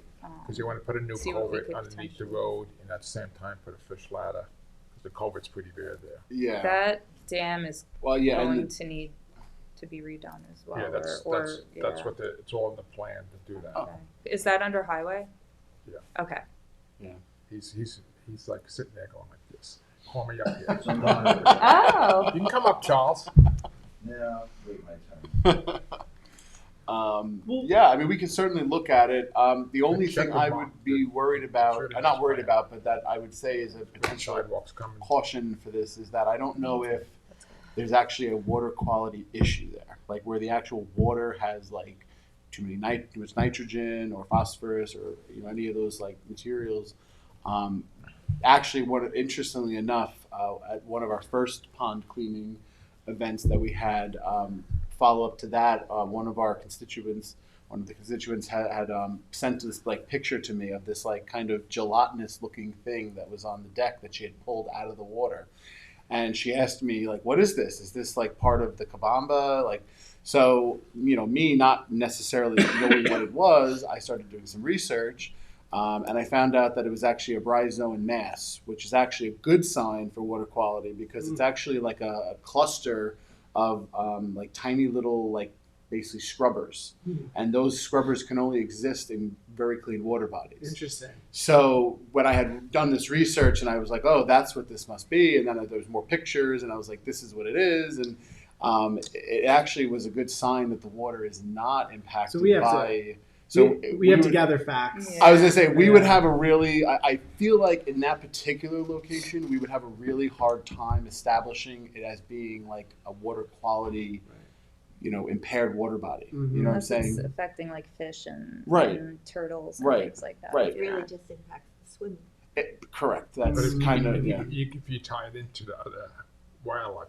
Yeah, I mean it does, I think and that to would your probably point, Bill, be it does the affect angle, yeah. it does Yeah. affect wildlife because it does create a habitat that Because if becomes if they're trying to get alewives back up in there, and that Right. alewives, that might That could discourage the prohibit that, alewives. so yeah, it might I mean that's a a good good point, point. Bill. But I think where we're going is we do need to maybe get somebody who knows more about the entire picture of what's going on there to come in and say, doing this, Right. this is the result. Doing this is the result. So, again, I'm not an expert. I just rely on my ability to find good answers to problems. But, Yeah, no, you're very good. Thank you. I would definitely say we should bring in an expert in if we want to go further with To that evaluate. project and really define, what our goals are and Right. what the problems are that Right. we may have there. But what's with Mill Pond?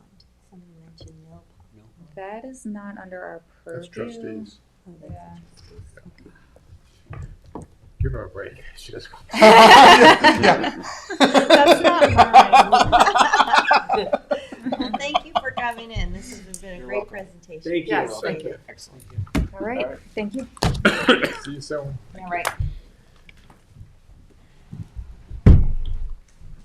Last but not least. Next up is the proposed yellow light pilot program with our town superintendent of highways, Charles Picardo.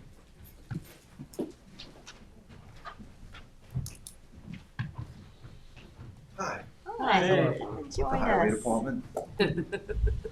You're all by yourself. I'm also the co-chair of the traffic mitigation committee, Exactly. You should be listed as and such I on welcome two members of the committee right here in front of me. And your deputy superintendent of highways been texting me and said he wants to know that he's doing a good He's job. watching out for me. He's doing a good job while you're sitting here. So as everybody knows, we have the same exact complaints that we get thousands of in the morning as in the afternoon. So I proposed a 2-week trial pilot program to change some lanes, blink some lights in the westbound direction. The goal is to flush out the areas of Southampton Village and to flush out the areas of Sabonic Road and north of 39 off Sandy Hollow. It's a radical plan, to say the least, but it's a plan. It's an attempt. It's something that we can show the community that at least we are trying something. Disappointed, to say the least, with the county's $1 million study, and at the end of the day, they said, kind of live with it.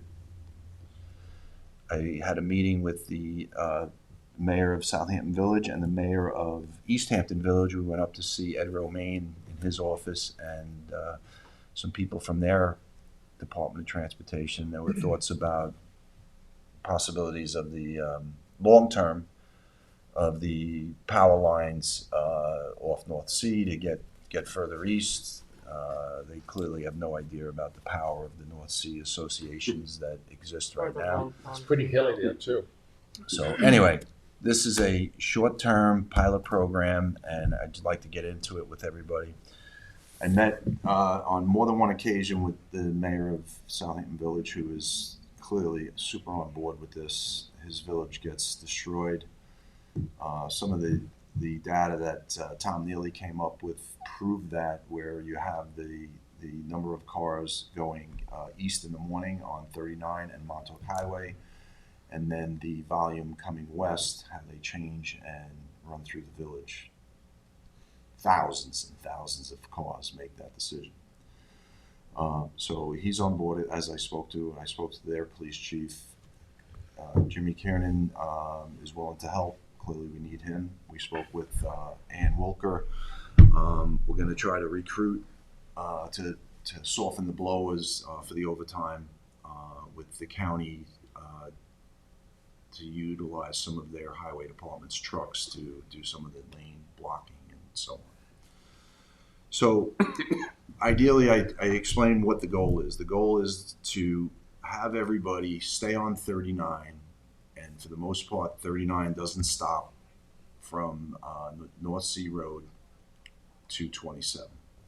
So the lights would be shut off. Not all of them. The college light, we from experience from doing this before, you need at least 2 north and south transverse. The college would be one of them. Got a lot of feedback. I'm going to say pushback from the nation about, hey, they don't want to be interrupted going north and south. I get it. So the college would stay open, but I would ask Jimmy Kiernan to have a police officer there. So if there are no cars, they can open it up to send people westbound if there's no reason to stop.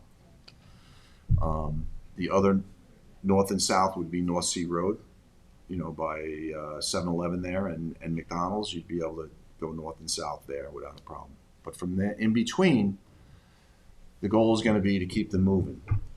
Now, when I tell people that I want to reduce it from 2 lanes to 1 lane, the eyes fly. I get a lot of people rolling their eyes at me. But anyone that's been here long enough remembers that when 39 going westbound was 1 lane east of Sandy Hollow, and Sandy Hollow was 1 lane coming out of Sandy Hollow, the light was always green. Both of those areas did not stop.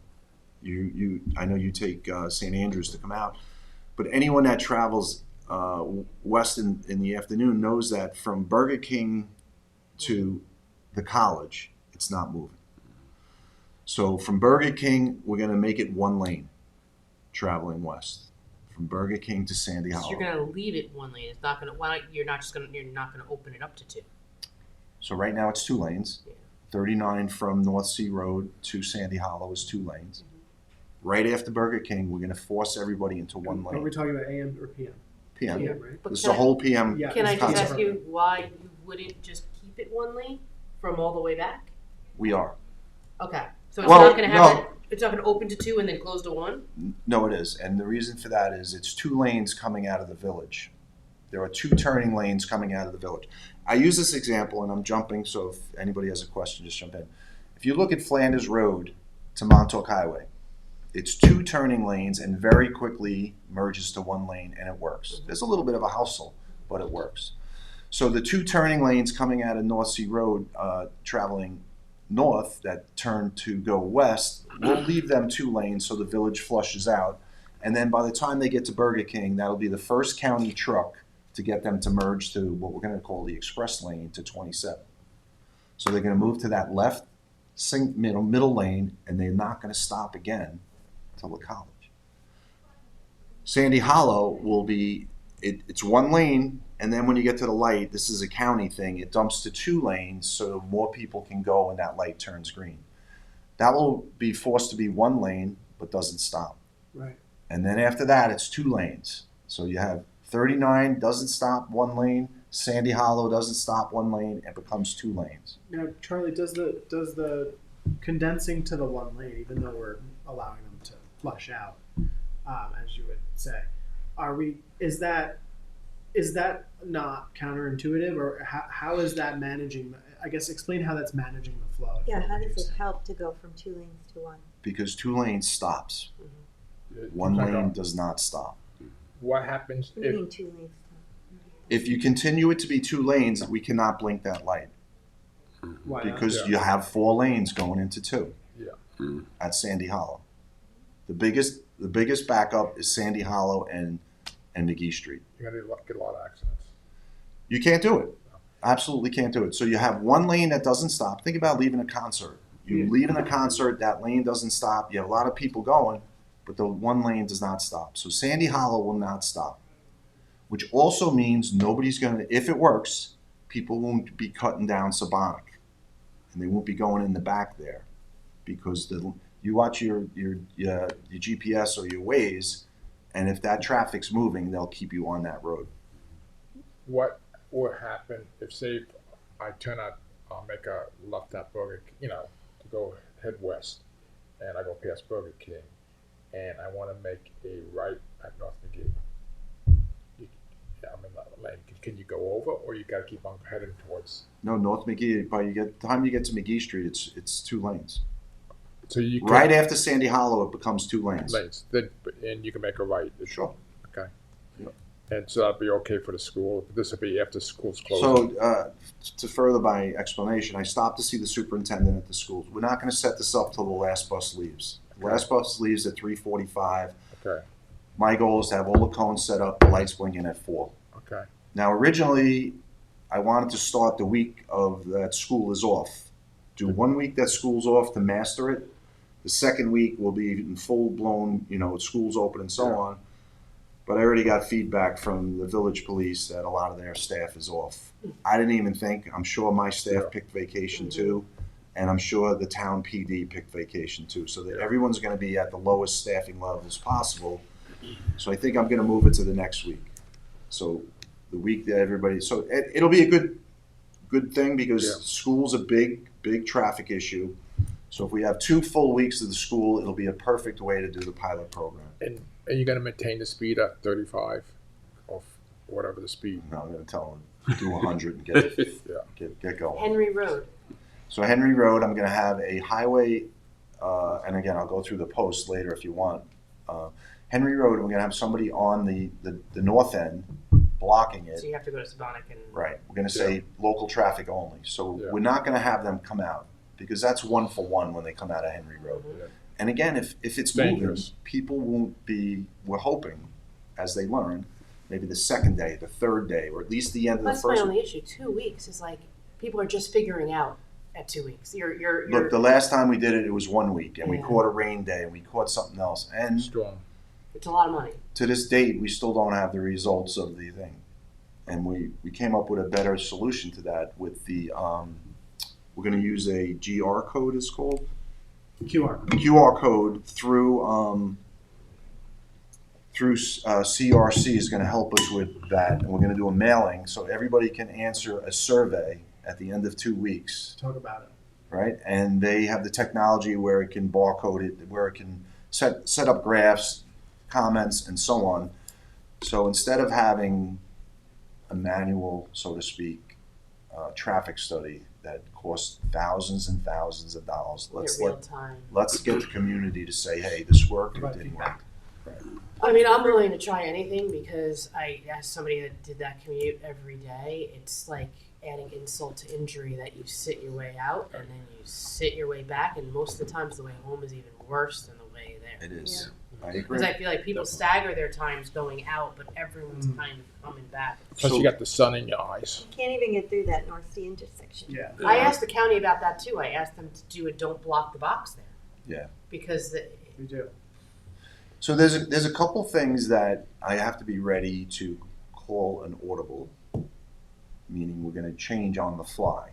Now, if we find out that those 2 lanes coming out of the village are hurting us, then we're going to ask the village to drop that to 1 lane, maybe the next day.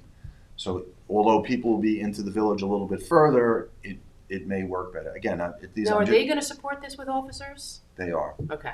That she was one of the calls I I just just got. want to make sure because this is going to help them tremendously. And Yeah. I stopped to see them Yeah. yesterday, and the chief wasn't there. I spoke to a few other people. She just called me to remind me that she's going to be short-staffed. She was asking that, So I'm probably going to move it past the school week. It's a true traffic study. Everybody's in motion.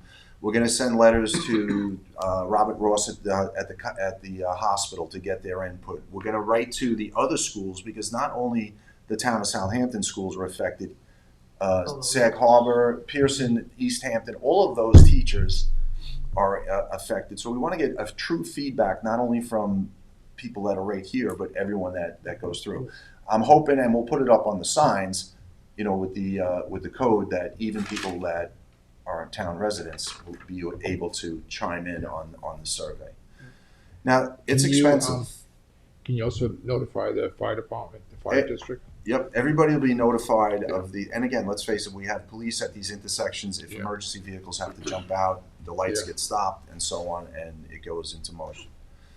So just to go through it, east of North Sea Road, that's going to be reduced to 1 lane. No officers needed because we're not blinking the light. We're just changing the road. We'll have 1 highway unit assigned there after the cones are set up in case a cone gets knocked down. So that'll be 1. The county, I'm hoping, I meet with them next Wednesday, will give us 6 or 7 trucks to block that 1 lane from Burger King going west to Sandy Hollow. So that would be them. And again, it's easy lifting. They're basically in their truck. We're not asking them to be out there. It saves us on safety also. The trucks pull in, the road is blocked. My people aren't out there setting up cones, so there's we're blocking that, trying to reduce the safety there. Sandy Hollow, we're going to use cones to bring it to 1 lane. There will be a police officer there in case there's a crosswalk there. So if somebody has to cross, the police officer will be there to stop the traffic and cross. We're praying we don't get that, it'd be a big delay if we have people hitting that cross, but I get it. There'll be 1 highway unit there once the cones are set up in case a cone gets knocked down. When you get to McGee Street, even though it's after school, that is a busy street for people coming out of the village trying to go west. The cop's going to get abused there, but it's what it is. They're going to force those people to go east. But it'll be signs further into the village saying, hey, no westbound traffic on 39. Make your decision here. They'll do it 1 time, that's it. Yeah. The village is going to be upset because it's going to force people through the village to get out on Hill Street. But the plan is to have Hill Street move too. Are you going to be blinking Hill Street again? Absolutely. Blinking Hill Street at the college, blinking Hill Street at the reservation.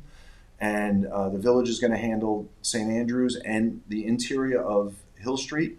I told him, I can't really telling the chief of police what I think their staff should do, but I've been there. You have to be physically in the street, pulling the cars. You can't sit in your car and expect people. I'm not saying put on white gloves, but as silly as it sounds, that whistle works.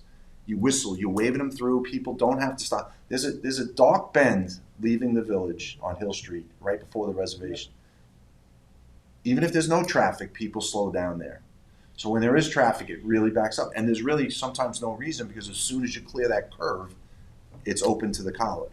But anyway, my suggestion was somebody on that bend, waving them out. Somebody at we're requesting somebody at St. Andrews at the blinking light, out of their car, physically being there. And then we're going to have to handle the college. So that will move. We're going to monitor Canoe Place. If Canoe Place starts to back up, then we're going to put somebody there to wave cars through that. So these are the plans, and so really this is trying to this deal is all with hands this on deck. systemically, because we're looking at from the village to Hampton Bays. Yeah.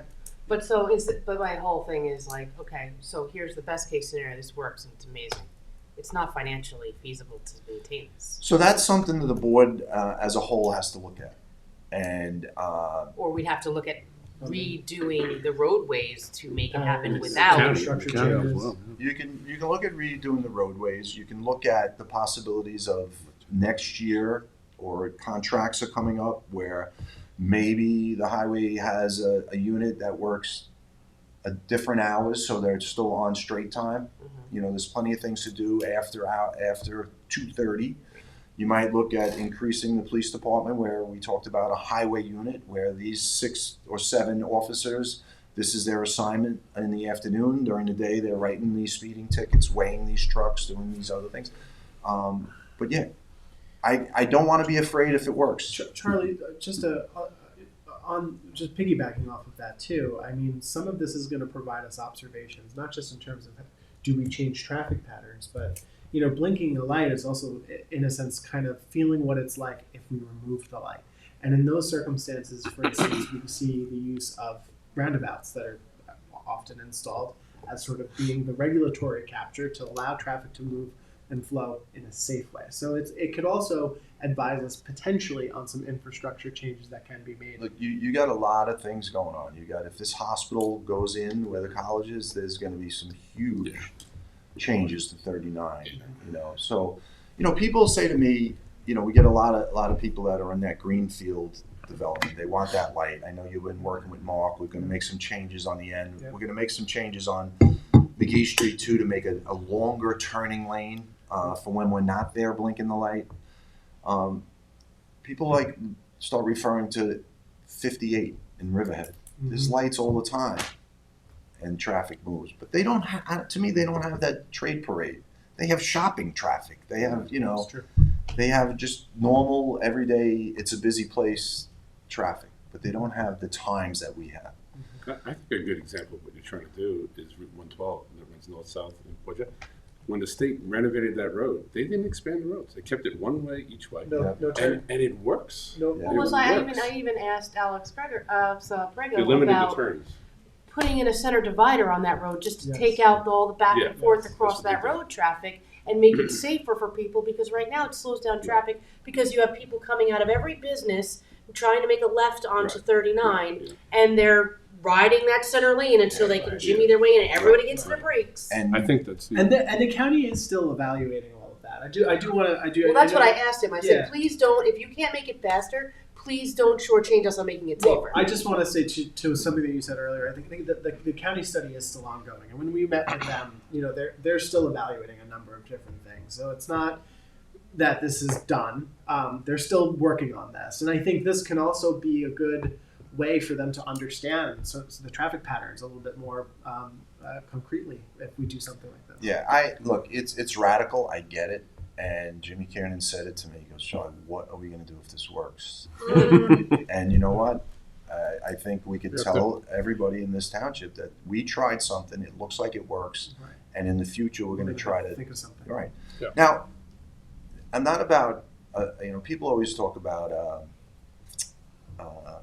we're going to call them activity goals, like in police departments, that the officers have writing tickets. And people all think that when you write a ticket, the town gets all the money, and that's, you know, it's a money grab. They don't realize that there's fees that go to the state. And, you know, on a regular V&T traffic ticket, the town gets very little, if anything. Meanwhile, you're funding the local court, but the monies aren't there. The only monies are in town codes, because we get all of the things. So me and Jimmy talked about this, and now that we invested in this camera, that speed camera that takes pictures, and they have, and again, we're not trying to hurt people, but if you have areas that they violate a V&T law that could also be a town code, and we can use the video to fine people violating the town code, I think that We know where to direct enforcement. we know where to direct enforcement, but we also may have some finances to help with the cost of these, Of this program. right, as we go forward. I'll give you an example. You put that camera on that no left turn onto shrubland. Every morning, there's a line out the door for people making the left. I get it. The state police, the town police can't put somebody there all the time. But we would be able to find these people if we pass some resolutions or some town codes that video evidence, and again, it doesn't go on your license. It's like video evidence of somebody illegally dumping. There's your witness. Like the school bus. Exactly. And again, we're not looking to hurt anybody, but you have people violating these terms and so on, where I think some of those finances could offset these costs. Good idea. Gotta So try it. here's my only input on your whole plan, and that is looking at the Hampton Bays 2 lanes turning on. Yeah. When you're heading east, that stays 1 lane. I don't think you should allow 39 to open to 2 lanes heading west, and then just to shut it back down after that. And again, the only reason my thought was on that was the One 2 less lane. truck. No, 2 lanes coming out of the village. No, you can do that, but that lane, it opens up to 2 lanes between the pest control place and the light. Yeah. Like I don't. Oh no, that's gonna be blocking 1 it. lane. That's gonna be 1 Okay. lane for sure. So it There's no doesn't make reason- sense to No. open that. Does not make sense. And I counted, it's 25 extra cars fit in that second lane, and then it's off to the races when that light turns green. So, you're already in traffic, only 25 cars, you move up 25 cars from David White's, not worth it. Keep it 1 lane, and then they stay in that lane. And we're gonna sign it, express lane to 27, we stay in the middle. As we get further down, I don't know if we can help St. Andrews, because it's on a bad curve. To try to get the cars to move over won't work. But we will be able to help Shrubland. As they start to get their distance, we're going to start with signs: merge left, merge left, merge left. And again, the goal is that people don't come out of Shrubland. But if they are, they'll be able to come out because people hopefully will move over. What's the date you want to start? So originally the school gets out April 14th. We're going to do the next week, that Monday, for 2 weeks. There's a paper road that runs along where Shrub Lane is. There's a paper road 21st. between County Road 39 and the golf course. If you look at that bus stop there, Yeah. I'm not going to bash my colleagues at the county, but It's in the wrong place. that could have been an easy way to put at least a merge on instead of Yeah. a T from Shrubland to get on Yeah. to 39. Yeah. You know how many We reached out to trailer them about tires that our a guys few took? years ago. We talked about that. Yeah, I mean, there's people that live there, I get it, but you have the bus Well, stop. that was the whole thing, and that's what I said to Alex Prego. If you put that center divider in and take out that center lane, it would give you room to have these. Amen. Right now, it's like Shoulder. Yeah, people pull out of these businesses, and you're into the second lane Yeah. because there's no room to And turn. there is that rare occasion where somebody's in front of you looking to make the opposite turn, and now you're like, it's no, like, it's the oh, bus. yeah. Charlie, is there outstanding permits that we would need for all Yes, this? 'Cause I'm on all of that. So we're still waiting for the county to. We state permits. I sent permits in. I sent my ideas in. I met with the county. Okay. They came back. There's all kinds of Revisions. no. It's signage. There's distance of cones. There's all these things. I get it. You know, they have their rules and stuff. So they sent it back. I did not send it back because I wasn't sure of the dates and I wasn't sure of the support of the board. Okay. You have my support. I mean, as long as you have the chief behind you to help. Two and- chiefs And the and village board And- also, Mayor says that you've been talking to him. Well, they've been struggling for years trying to. And something from the Hill county, Street. you know, they had some buy-in, it's their road, so Yeah. it should help us so out. I'm meeting with them Wednesday.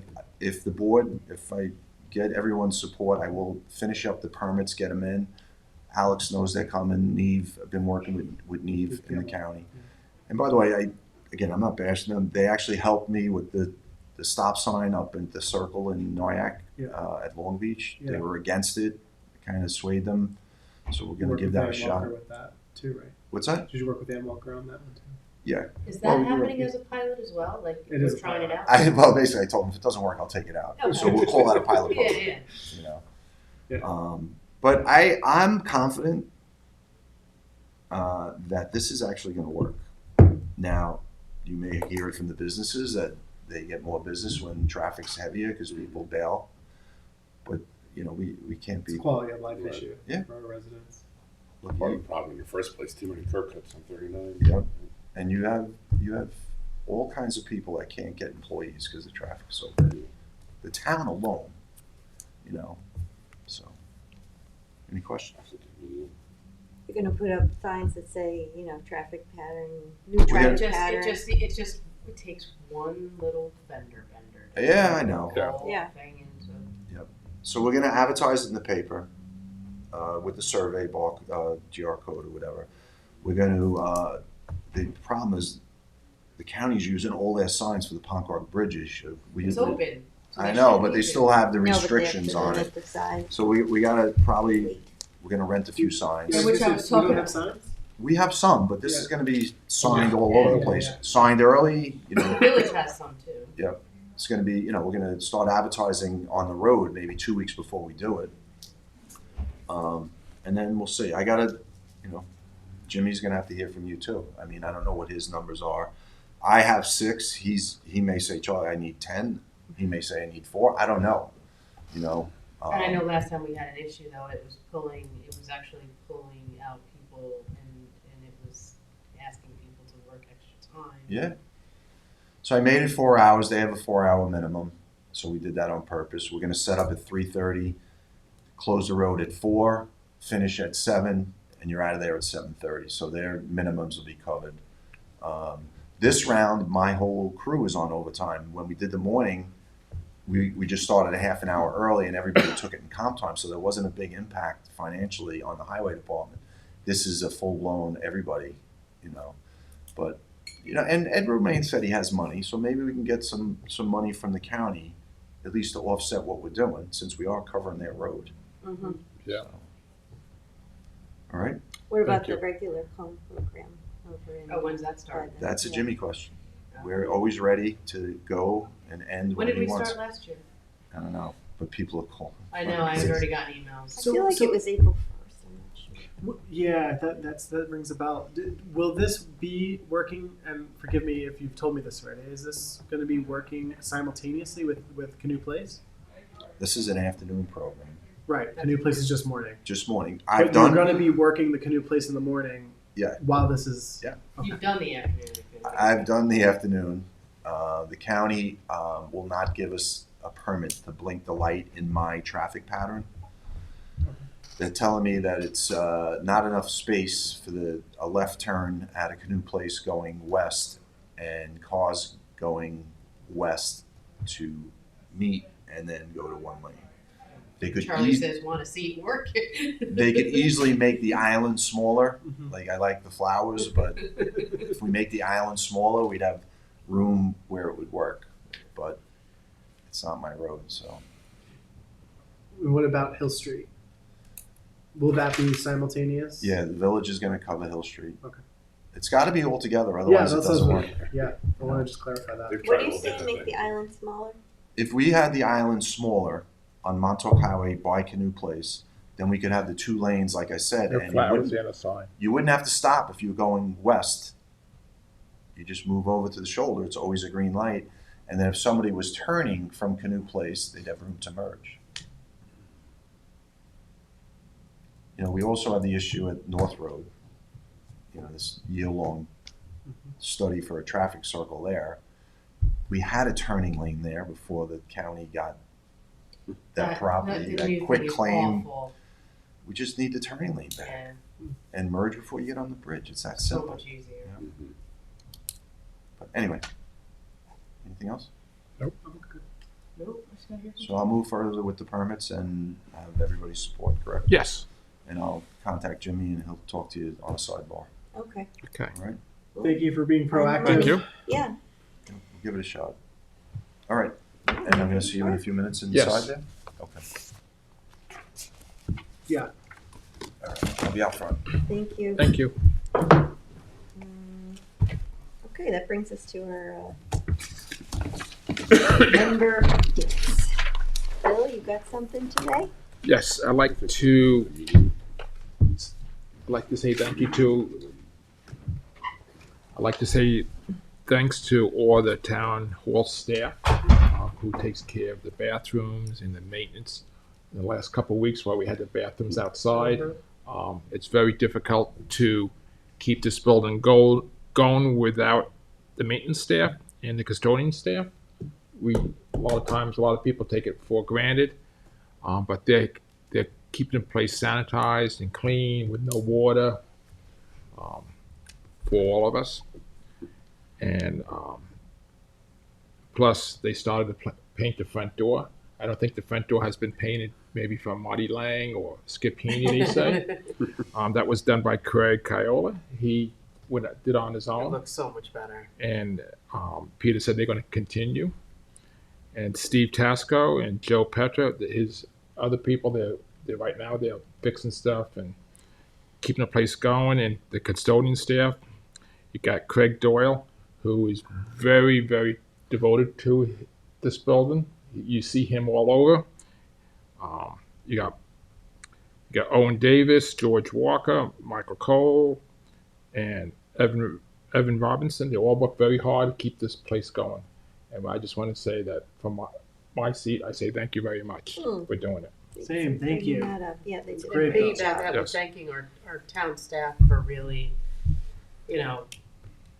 dealing with no water and new bathrooms Yeah. and, lower level and, first floor staff having to come upstairs and, parking restrictions. And it's been a lot. And I think it looked to me today like we're getting ready to actually asphalt the parking lot. So They say, I spoke to Nick and they said hopefully sometime next week.